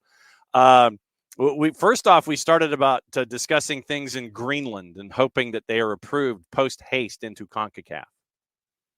Yeah, apologies in advance. Somebody's filling a pool in the house next door, so if there's background noise, it's because someone's filling a pool. It sounded like somebody's chasing through 3rd and 4th gear behind you more than anything else. Yeah, well, there's that too. There's somebody who lives in the neighborhood who does not know how to shift correctly, and they like everyone to know about it. Yeah, man, like Greenland, do it. I fully expect CONCACAF to I hope they come in. I hope we get Greenland. We just make CONCACAF even more CONCACAF, but also to try and build up that federation. So let's give them a shot here, even if they're like. There's a lot of countries in CONCACAF that we don't think about that are not, the big name, the big name countries. And Greenland probably slot into those, not a big one. It'll just be funny when everyone has to go to Greenland for a qualifier, That'd be awesome. Even in the summer, which you could play the game at 9 p.m. Yes. You could play the game at 10 p.m. It'll still be bright outside. If you've never been high on the earth during the summer, it's a jarring experience. I highly recommend it. I was in Denmark a like 2015, 2016, I was in Denmark in the summer, and like the sun didn't really set till like after 11 p.m. Like even like I think it was like 10 o'clock or so, we like walked out of the train station, and like you could have still gone out and played pickup. So highly recommend visiting a place like that that's high up on the globe, where you get those weird solar phenomenons or lunar phenomenons in the winter, which sound frankly just depressing to begin with. Yep. But yeah, man, let them in. Have some fun with this. Let's hopefully they won't, shoot them down for no good reason. Well, I mean, I've already called for a remote from Nuuk and the stadium when whomever goes up there for the CONCACAF Nations League Group D setup would go and take on Greenland. What is it? The polar bears? The frozen polar bears or whatever? What is the glorious nickname of our Efforting, in the words of the polar teddy bears. Polar teddy bears. Yeah. That's a decision. Yeah, it is. It's fantastic. Yeah, man. And to Dell's question, that's the short answer is no. The long answer is I've been trying to write something for 3 days about just the mentality and state of this club, because like to put it into words, what I've been trying to write is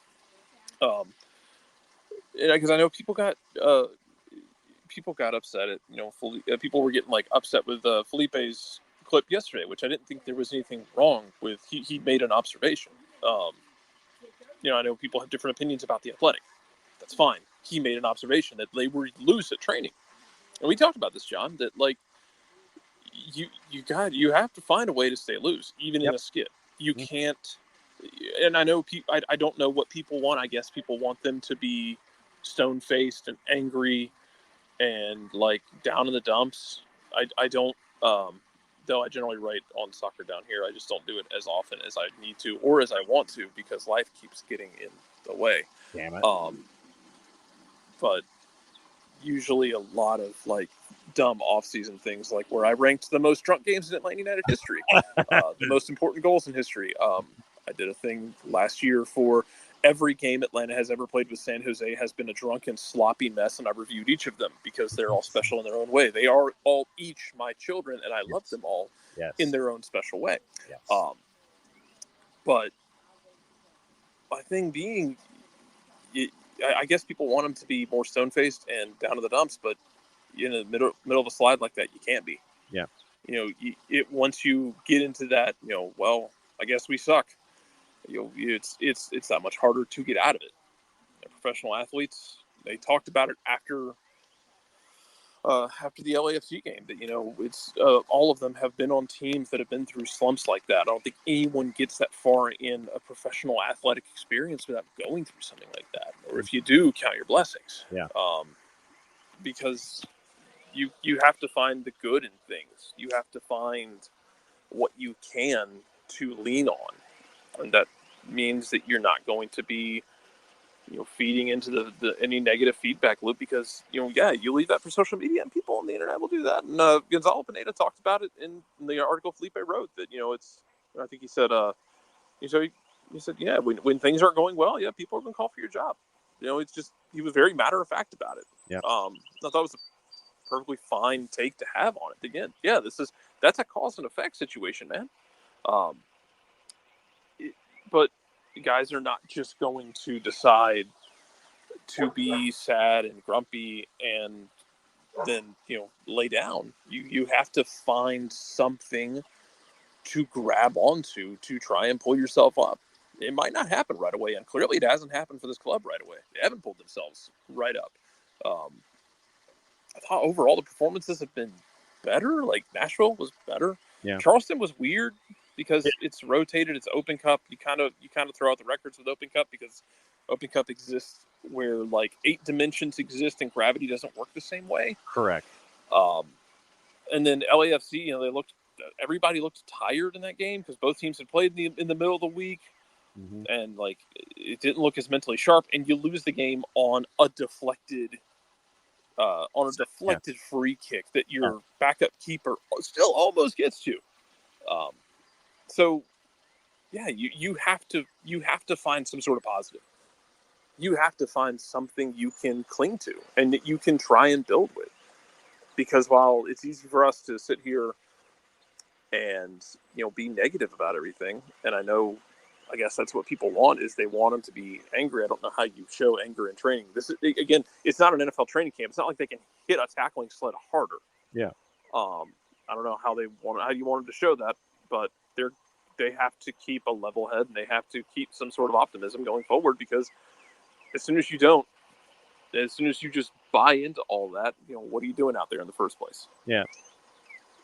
Just because someone may not give the air of a serious look on their face doesn't mean that they're not. And this is like 9 negatives in a row. Jones, Andrew. Yeah. Just because you don't have a serious look on your face doesn't mean you're not taking something seriously, if that makes any sense. Yeah, and it's just tough. Because it's going to be tough on them to figure out how they can try and take their way out of it. Yep. Like I kind of bantered around the idea of like, look, yeah, you want a managerial change, you might get one. The likelihood goes up when the results don't turn. Mm-hmm. But at the end of the day, the players are the ones that have to go out there on the field and find that positivity and find something to cling to and find something to build off of, because there's no other way you're going to dig out of it. You have to keep running. You have to keep trusting your abilities as a player. You have to keep doing what you know. We shift sports for a second. Somebody gets into a horrific slump in baseball. Yeah. You don't change your stance. You don't change your swing entirely. You trust what got you there. You might make minor adjustments. You might be a little more pragmatic. You might decide, I'm going to shorten up a bit, and because it feels like every time I get up there, I'm going to no 2 count. But you don't radically change every single thing you do, because you have to trust in what got you to where you are. You have to. If you start radically making changes, I think it's really easy to lose yourself. And yeah. You have to keep the mentality that, okay, this is the one we break it in. And you have to go into this game as this is the one. You have to go into it, I think, with this is the one where we turn it around. And what better way to do it than in Miami? Because it would be just absolutely MLS as hell to, hey, we've been struggling. What happened? Oh, we went to Miami and found 3 points. How the hell did you do that? We trusted you got you here, and sometimes things just click for you in a weird way. Ish happens, man. Yep. And now we go to South Florida and catch up with part of the broadcast team that's going to be there tonight. Jason, what is up, my friend? How was breakfast? What's going on, y'all? It was nice. It is not too hot yet down here in South Florida. Give it time. Yeah. But no, weather's beautiful. Getting ready for another match day. All right. When you look at Messi and friends coming into this one, a lot of Messi and his friends did not make the trip to Vancouver. They ended up with full points anyway, where you have Robert Taylor getting on the score sheet. When you've had to get studying on this group, which now looks like it's going to have more of Messi and friends involved, possibly, if you listen to what Tata said yesterday, with all caps coming up around the corner. What are you anticipating tonight from Inter Miami? They're good. I mean, just flat out, this is a good team. And when they're clicking on all cylinders, they're as good as anybody this league has maybe ever seen. The problem is when you have a team with this kind of age, you're not able to hit on all cylinders all the time. Right. And it's just impossible. So you got to pick your spots. Very smart to miss out on the longest road trip in the league from Miami to Vancouver. Skip that one. Stay home.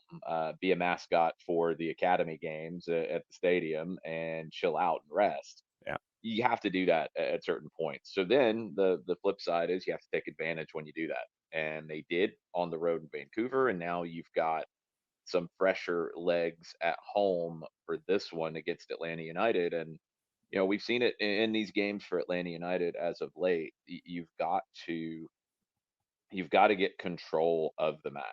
And that's the hardest thing to do in the way that I think this league is going, the way the game is going. It's hard to get control of games. more and more teams are going into transitional style games. Miami is a little bit of an old school team in that they seek control. I think Atlanta seeks control. They try to do it in some different ways. You have to get control, especially on the road against Miami. You got to get them chasing you. You've got to get them running after getting the ball back. That's not what they want to do. It's not what they're built to do. You've got to make them do those things. And Atlanta's going to have some patience at times with the ball tonight to make Miami uncomfortable. Jarrett, go for it. I was actually going to ask you about that, about being able to control a game against Miami and make them uncomfortable where they don't have control of it. I think one of the things we saw this last week, Jason, was a team that was kind of sloppy at times with their passing, whether that's just physical and mental exhaustion from a really busy week or what. How do you overcome that as a player to be more crisp on the ball? Because you just can't have those middle third turnovers. We talk about turnover placement on the field for turnovers. Like, you try things deep in the attacking third, that's fine. You just can't have those middle third turnovers or defensive turnovers. How do you clean that up if you're a player? You just have to focus. It's easy to say and it's hard to do, because when you're tired, when you are feeling the effects of pressure, when you're feeling the effects of recovering from injury, when you're feeling those things, it's hard to focus. And I think a lot of times when we talk about focus in this game, it's people maybe misunderstand it, and you think about, oh, well, if they're not focusing, then they don't really care, or they're not playing hard enough, or they don't want to win. No, that's not what I'm talking about. We're getting into the fine margins of elite athletes here. Players are locked in. Players are focused on the task at hand, but every single action in a match, whether it is controlling a pass from a teammate, whether it is then looking at your options in front of you and making a decision, it is then not just making a pass to a teammate, but passing it in the right way to them, on the right foot, into the right space, with the right amount of weight on that pass, where you're not 100% in a variety of ways, whether it's fatigue, whether it's mental fatigue, whether it's stress, whatever. You're not going to make those kinds of plays proper. Yeah, you can connect a pass, but can you connect a pass to give your teammate that opportunity to actually do something with it? Or can you connect that longer pass that is a 65% completed pass? Can you complete that when you're not at your sharpest? Sometimes you can't, and it's tough. And that's where this team is right now, is where you're getting into these finer margins of being able to handle those sorts of moments.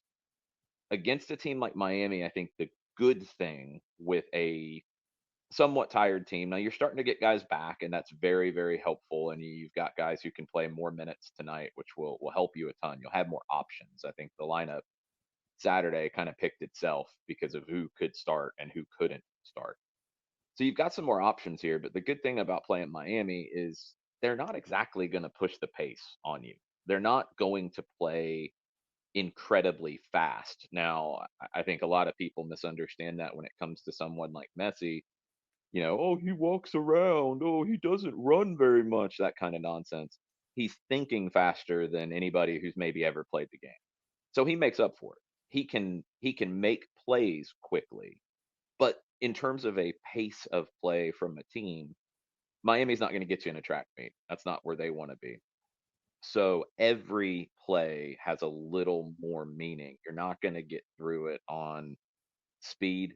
You're not going to get through it on, just physicality. You're going to get through it by being locked in, whether it's on the ball, keeping it when you need to, looking and seeing those options when they are available, especially with somebody like Jordi Alba, who loves to get forward. That means there's space behind him. And when that time comes to play quicker and be connected on that kind of a ball down the right side behind his back, that can stretch things out. When you can get a 2v1 on Sergio Busquets, when you can press Sergio Busquets, when you can prevent him from receiving the ball out of the back, all these little things, that's what it takes against a team like Miami. So I wish, Jarrett, I had like something to tell you to say, like, oh, well, if they do this, then they'll be more locked in and they'll be, sharper in all these moments. It's just down to willing yourself through it and managing the pace of everything. Don't let yourself get overwhelmed. And I don't think Miami's the kind of team that the pace is going to overwhelm you. The pressure can. The worry of I can't make a mistake against this guy who's maybe the best to ever play this game. That kind of stuff that can affect you. You have to just lock in and focus on every single action on the ball and off the ball. When it comes to ins and outs and folks getting back to full song, Gigi getting closer and closer, Derek getting hopefully more and more minutes. You don't have Bartosz Slisz. What are you anticipating, I guess, in combination with tonight and with Charlotte on the weekend? What are you looking at when it comes to the starting lineups and who might be getting minutes and added minutes and things like that? You can't think about Sunday right now. Sunday is on Sunday. It's Wednesday, and all you can worry about is what you have here, and then you start to assess what you can have for Sunday. You can't even have that in your consideration tonight. So tonight, when you start to look at availability, Yorgos isn't going to be in a position to start. You would know that. Like, can he give you something off the bench? Sounds like it. Can't imagine it's very much. Almada, how deep can he go? He played 30 plus on Saturday. Can he start? Can he get you to 60? And I think this is always the thing where I kind of draw the line, and everybody does it differently. I think if you can get to 60 minutes, then you can start, because you're never quite sure of these calculations. And if somebody you think 45 is the max, and you start them and they can't get to 45, you've burned a first half sub. Yeah. If you think they can get to 60 and you're pretty sure of that, and they can only get to halftime, okay, you can manage that more easily. So 60 minutes available is kind of the line in being in contention to start. And even then, it's a risk. Thiago's getting close to that. Gregerson is past that. He should be close to 90 at this point. He was cramping up at the end of the game against LAFC, but no injury concern. Derek Williams, can he get you to 60? You're probably into that. Like, him and Thiago are probably into that kind of a conversation of, can they start? Do they have to come off the bench? Could they play 45 off the bench? That kind of calculation. You'd assume it's Dax McCarty for Bartosz Slisz. That's, I think, what most people are thinking there. No surprise. He's fresh after not playing on the weekend. So it doesn't completely pick itself. I think LAFC, like, I don't really think you had many other options in that lineup with what you could have started differently. With this one, I think you do have a few different options, but not many more, to be perfectly honest. So what it turns into, we're just going to have to wait and see how you approach this one. But getting a few extra guys back, I think getting Stian back has had an absolute impact. I think getting Derek back will have a huge impact. Obviously, Thiago, we all know that one. Obviously, Yorgos, we all know that one. But Stian and Derek, I think, are a little harder to quantify, a little more of how they affect the personality of the group, and in a very positive way. So I think you want those guys on the field as much as you can, especially together if you can get it. But you want at least one of them on the field as much as possible tonight. I think they're essential. Jarrett, for Jason down in South Florida, getting ready for Messi and friends in Atlanta United. Yeah, I guess looking at the way you talked about to kind of deal with them and making those 60% passes, and somebody mentioned making them run. How important is it for you? If you're able to, what we saw, what you did against them last year, and I realized Messi wasn't here. I really don't give a damn, to be honest. When you beat them at home last year, where you were able to hit switches and really make them run and stretch them out. It feels like you've struggled to get in those positions, building out to get into spots where you can overload one side of the field and then create, either numerical or skill advantages on the other side. How important is it tonight, though, if you're able to do that and be able to hit those switches and get Miami stretching, get Miami running, and really, honestly, kind of frustrated. It's combinations. I think you're looking for the right combinations on the field to be able to do that.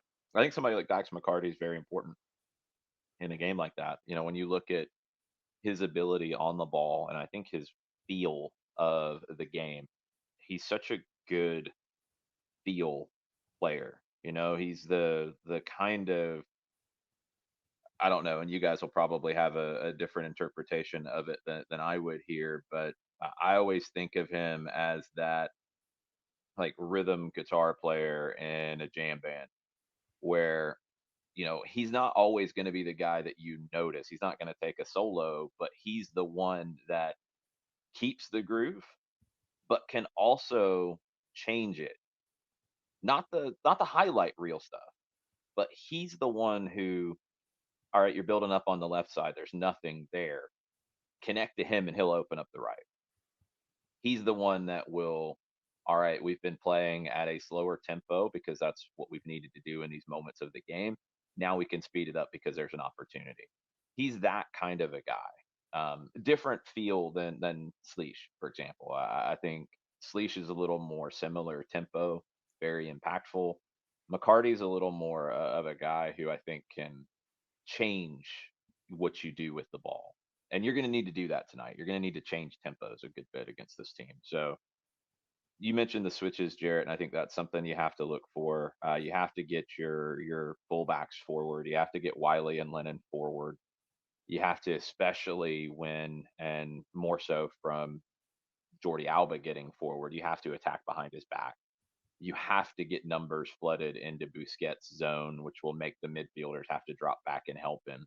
You have to take advantage of those kinds of situations. And then it's down to execution. And I think you go back to that game at the Benz last year, the execution in that was clinical. You've got to be there again. You've got to, you can do all the right things. You can change the point of attack. You can switch from the left to the right, the right to the left. You can slow it down and speed it up. You can get in behind Jordi Alba. You can double team Busquets. You can do all those things that you have to do, and that this team, in various ways against different opponents, has done. But you got to execute.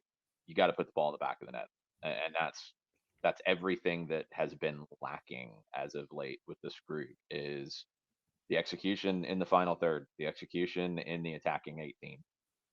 You get that tonight, then we're having a very different conversation at the end of this. If you don't, you can do all those other things correctly, and you do kind of have to expect that at some point Luis Suarez is going to be clinical inside the 18. Lionel Messi is going to be clinical in a moment where he needs to. You have to execute and convert, and that's been the missing element for this group.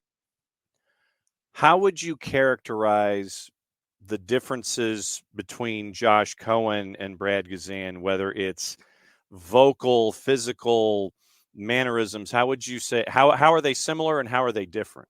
I think physical, they're pretty different. Brad's probably a little more imposing, just size. The difference is going to be an issue. Does it come into play when we're talking about crosses, for example? Maybe a little bit, maybe a little of the feel of crosses are going to be different. I think Cohen does a good job in commanding his 18-yard box, but he's just not the same size. So there's an element to difference there. I think Cohen is very comfortable with the ball at his feet, so nothing changes with that. I think his distribution is excellent. So no worries with anything in terms of build-up having to be different or not being at the level that you needed at. I think the communication is different. Early on, it was something that jumped out to me, and probably more so from Brad's perspective as opposed to Cohen's perspective.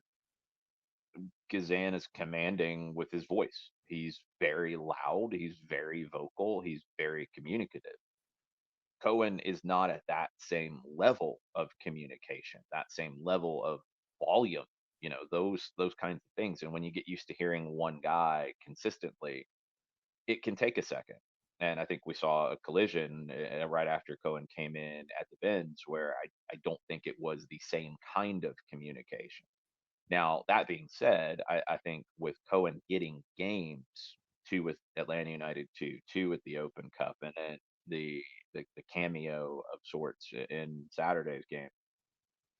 His communication, and that's a two-way street. It's not just Josh yelling. Like it's got to be the communication from both sides. I think there's a better understanding than there was earlier in the year. I think he's more comfortable. I think he's playing with a ton of confidence right now. I mean, he's played in 4 games this season, and he has not conceded a goal. In those games that he started, in the game against LAFC, it's a deflection. There's nothing he can do. Anybody who tries to point that at Cohen is completely being ridiculous. It takes a wicked deflection, and he still gets a hand to it. That's the only goal he's conceded on the field this season. He is coming into this with confidence. So, if you're Josh Cohen, I think he's the kind of goalkeeper who would like to make a decent save early, would like to get some touches early, just to get into the flow of it. But the communication is the thing that he can't be somebody he's not, but he's got to create that link with the back line in front of him in terms of communication and make sure that what he's seeing, they're handling. And with somebody like Luis Suarez, where you're not talking about big movements, you're talking about little movements inside the 18. He's so good at finding a sliver of space inside the attacking 18. Cohen's communication is going to be key in making sure that guys know when he gets behind their back or gets 2 steps away from their shoulder, that kind of stuff. Cohen's communication is going to be very, very important, and the defenders recognizing that communication and hearing it and reacting in kind is going to be essential to tonight's result.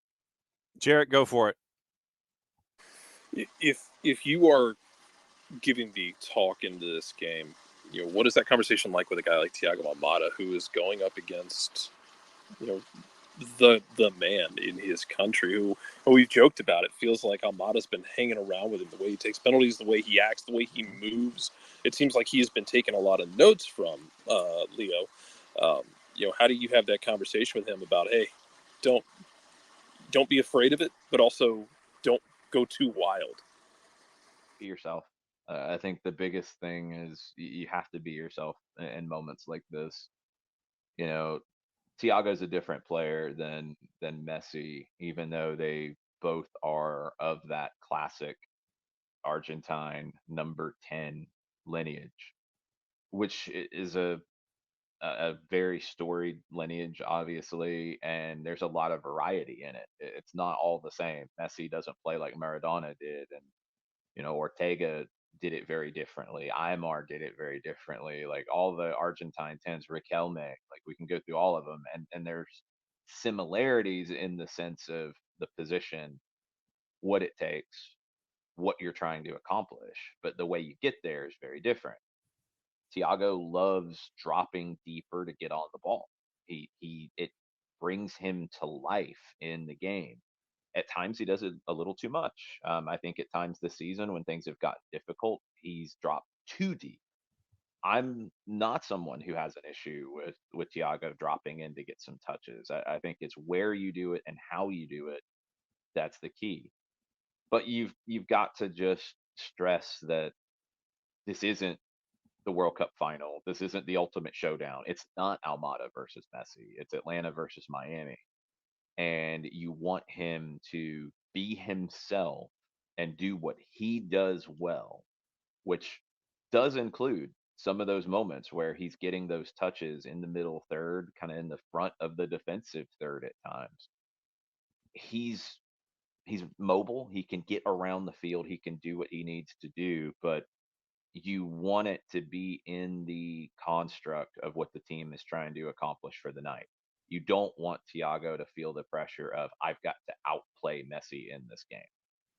And look, it happens, especially with young guys where you're facing either heroes or, legends of the game, like personal heroes or just legends. You always see the young guy try to play at the level of the great.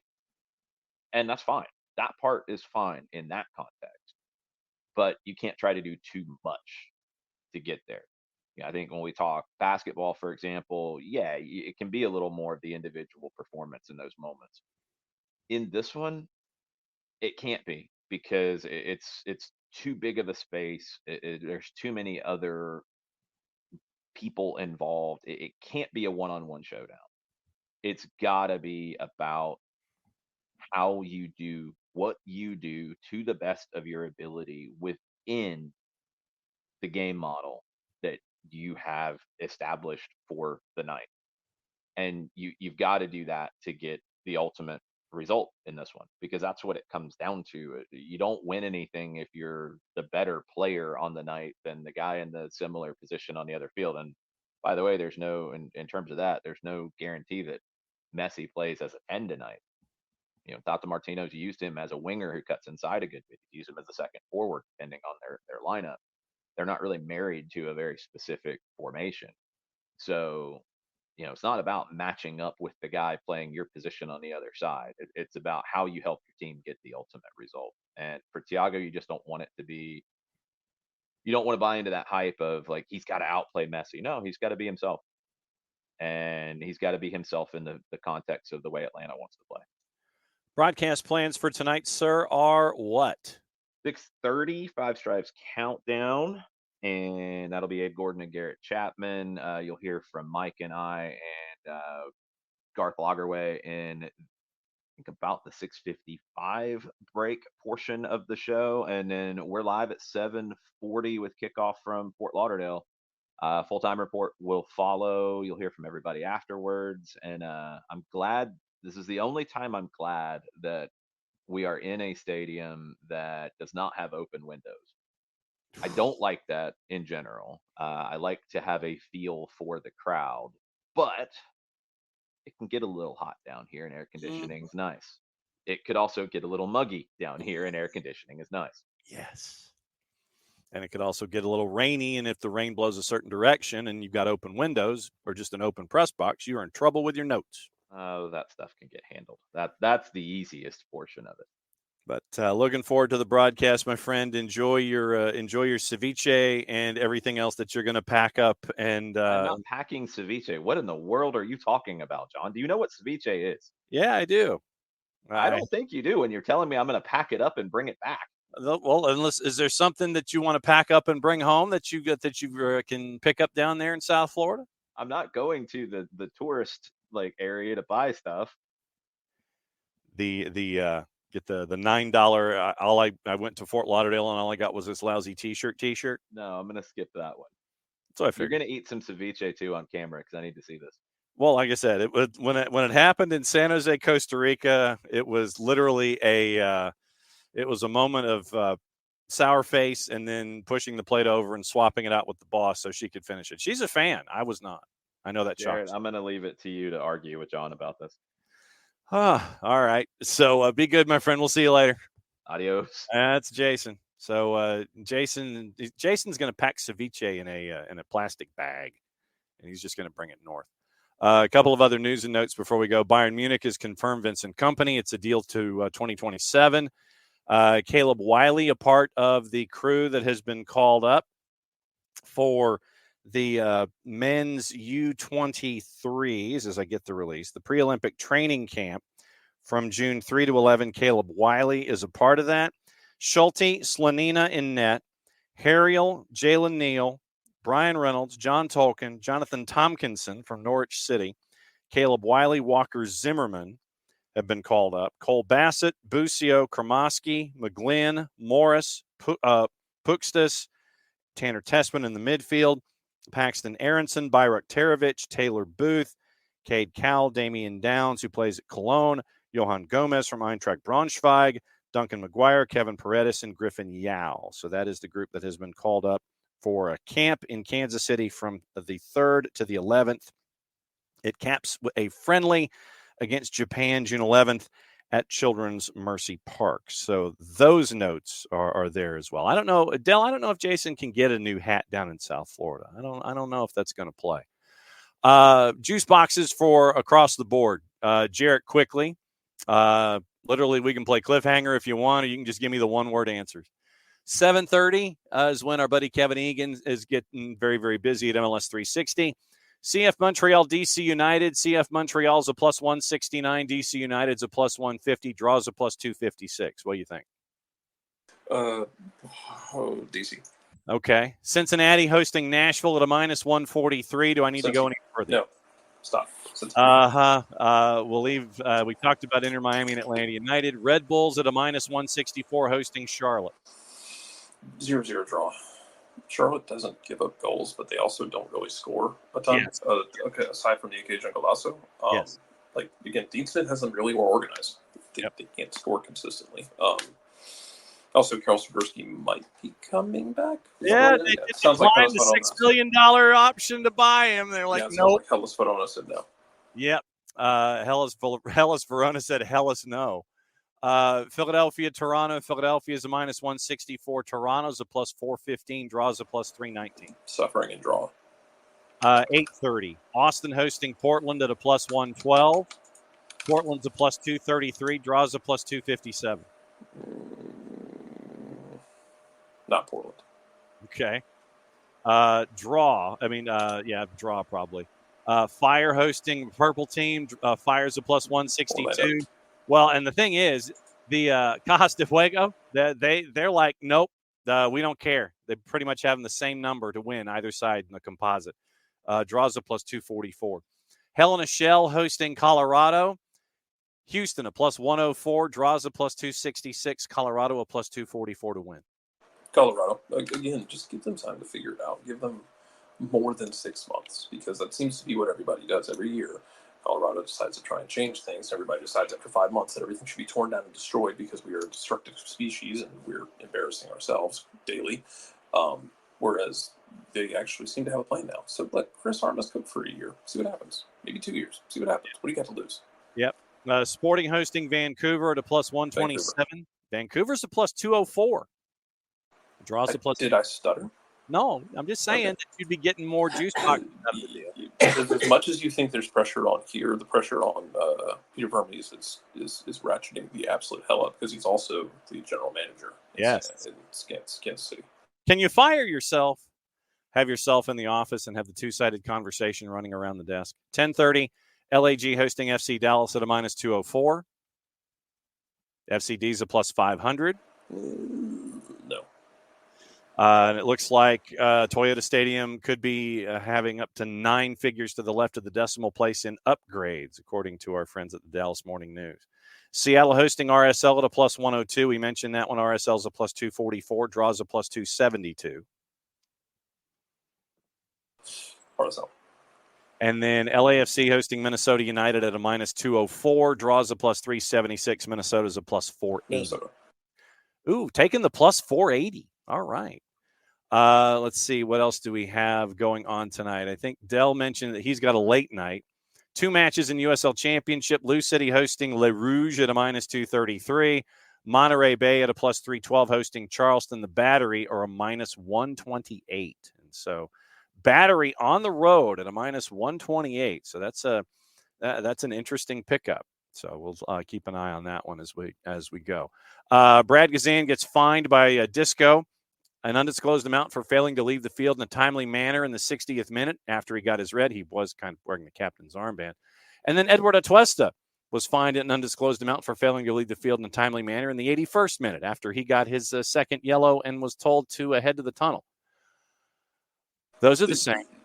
Well, but we don't know the amounts because MLS believes that everything should be held in silence. So we don't know the amounts. No, we don't. That is absolutely true. Welcome, Anwar. Yes, that is part of the viewing habits for today. BN has Copa Libertadores at 6 and 8:30. Gremio and the Strongest at 6. Fluminense Alianza Lima at 8:30. Simulcast on Espanol. If you don't have BN, Nuestra Tele, TIC for the fans, Gold TV, Liga 1 Max. You can get it at fanatisfntz.co/soccer down here. Helps out the network, helps them out, helps us out, and turns you into more of a degenerate. Jason got me hooked. I blame him. Monterey Bay and Charleston is on CBS Sports Network at 10 o'clock. FS1 has Austin and Portland at 8:30. LAFC and Minnesota United at 10:45. Fox Deportes is simulcasting Europa Conference League final, thanks to our friend Anwar, reminding us Olympiacos and Fiorentina is at 3. It is Apple TV and Season Pass with all of the matchups that are going on. Quickly, let me see what is where so I can let you know. It looks like it is except for the 2 matches that are on the free side on FS1. It looks like everything is on Season Pass. That is true. So the 2 matches on FS1 are the only things on the free side of Apple TV. Everything else is on Season Pass. ESPN Plus has the Jägermeister Cup, Murder Owls and Central Valley Fuego at 7:30. Fox Soccer Plus has the Can Champ Pacific and Ottawa at 10. Golasso Network has the other USL Championship match at 7:30 with Lou City and Detroit. Paramount Plus simulcasting Europa Conference League and USL Championship. VIX also has your Europa Conference League final.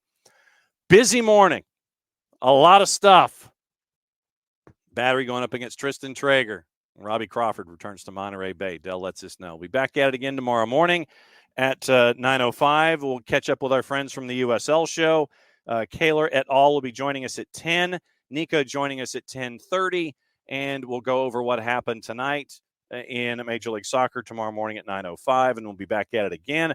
No, that'll be our rest and region day because Friday, it's weekend whip around, and we get you ready for the matchup with Charlotte on Sunday. So, Jarrett, since you're over there and I'm over here, go ahead and send us home, sir, if you would, please. Much fun, Phil. What he said. Back at it, 9:05 tomorrow morning.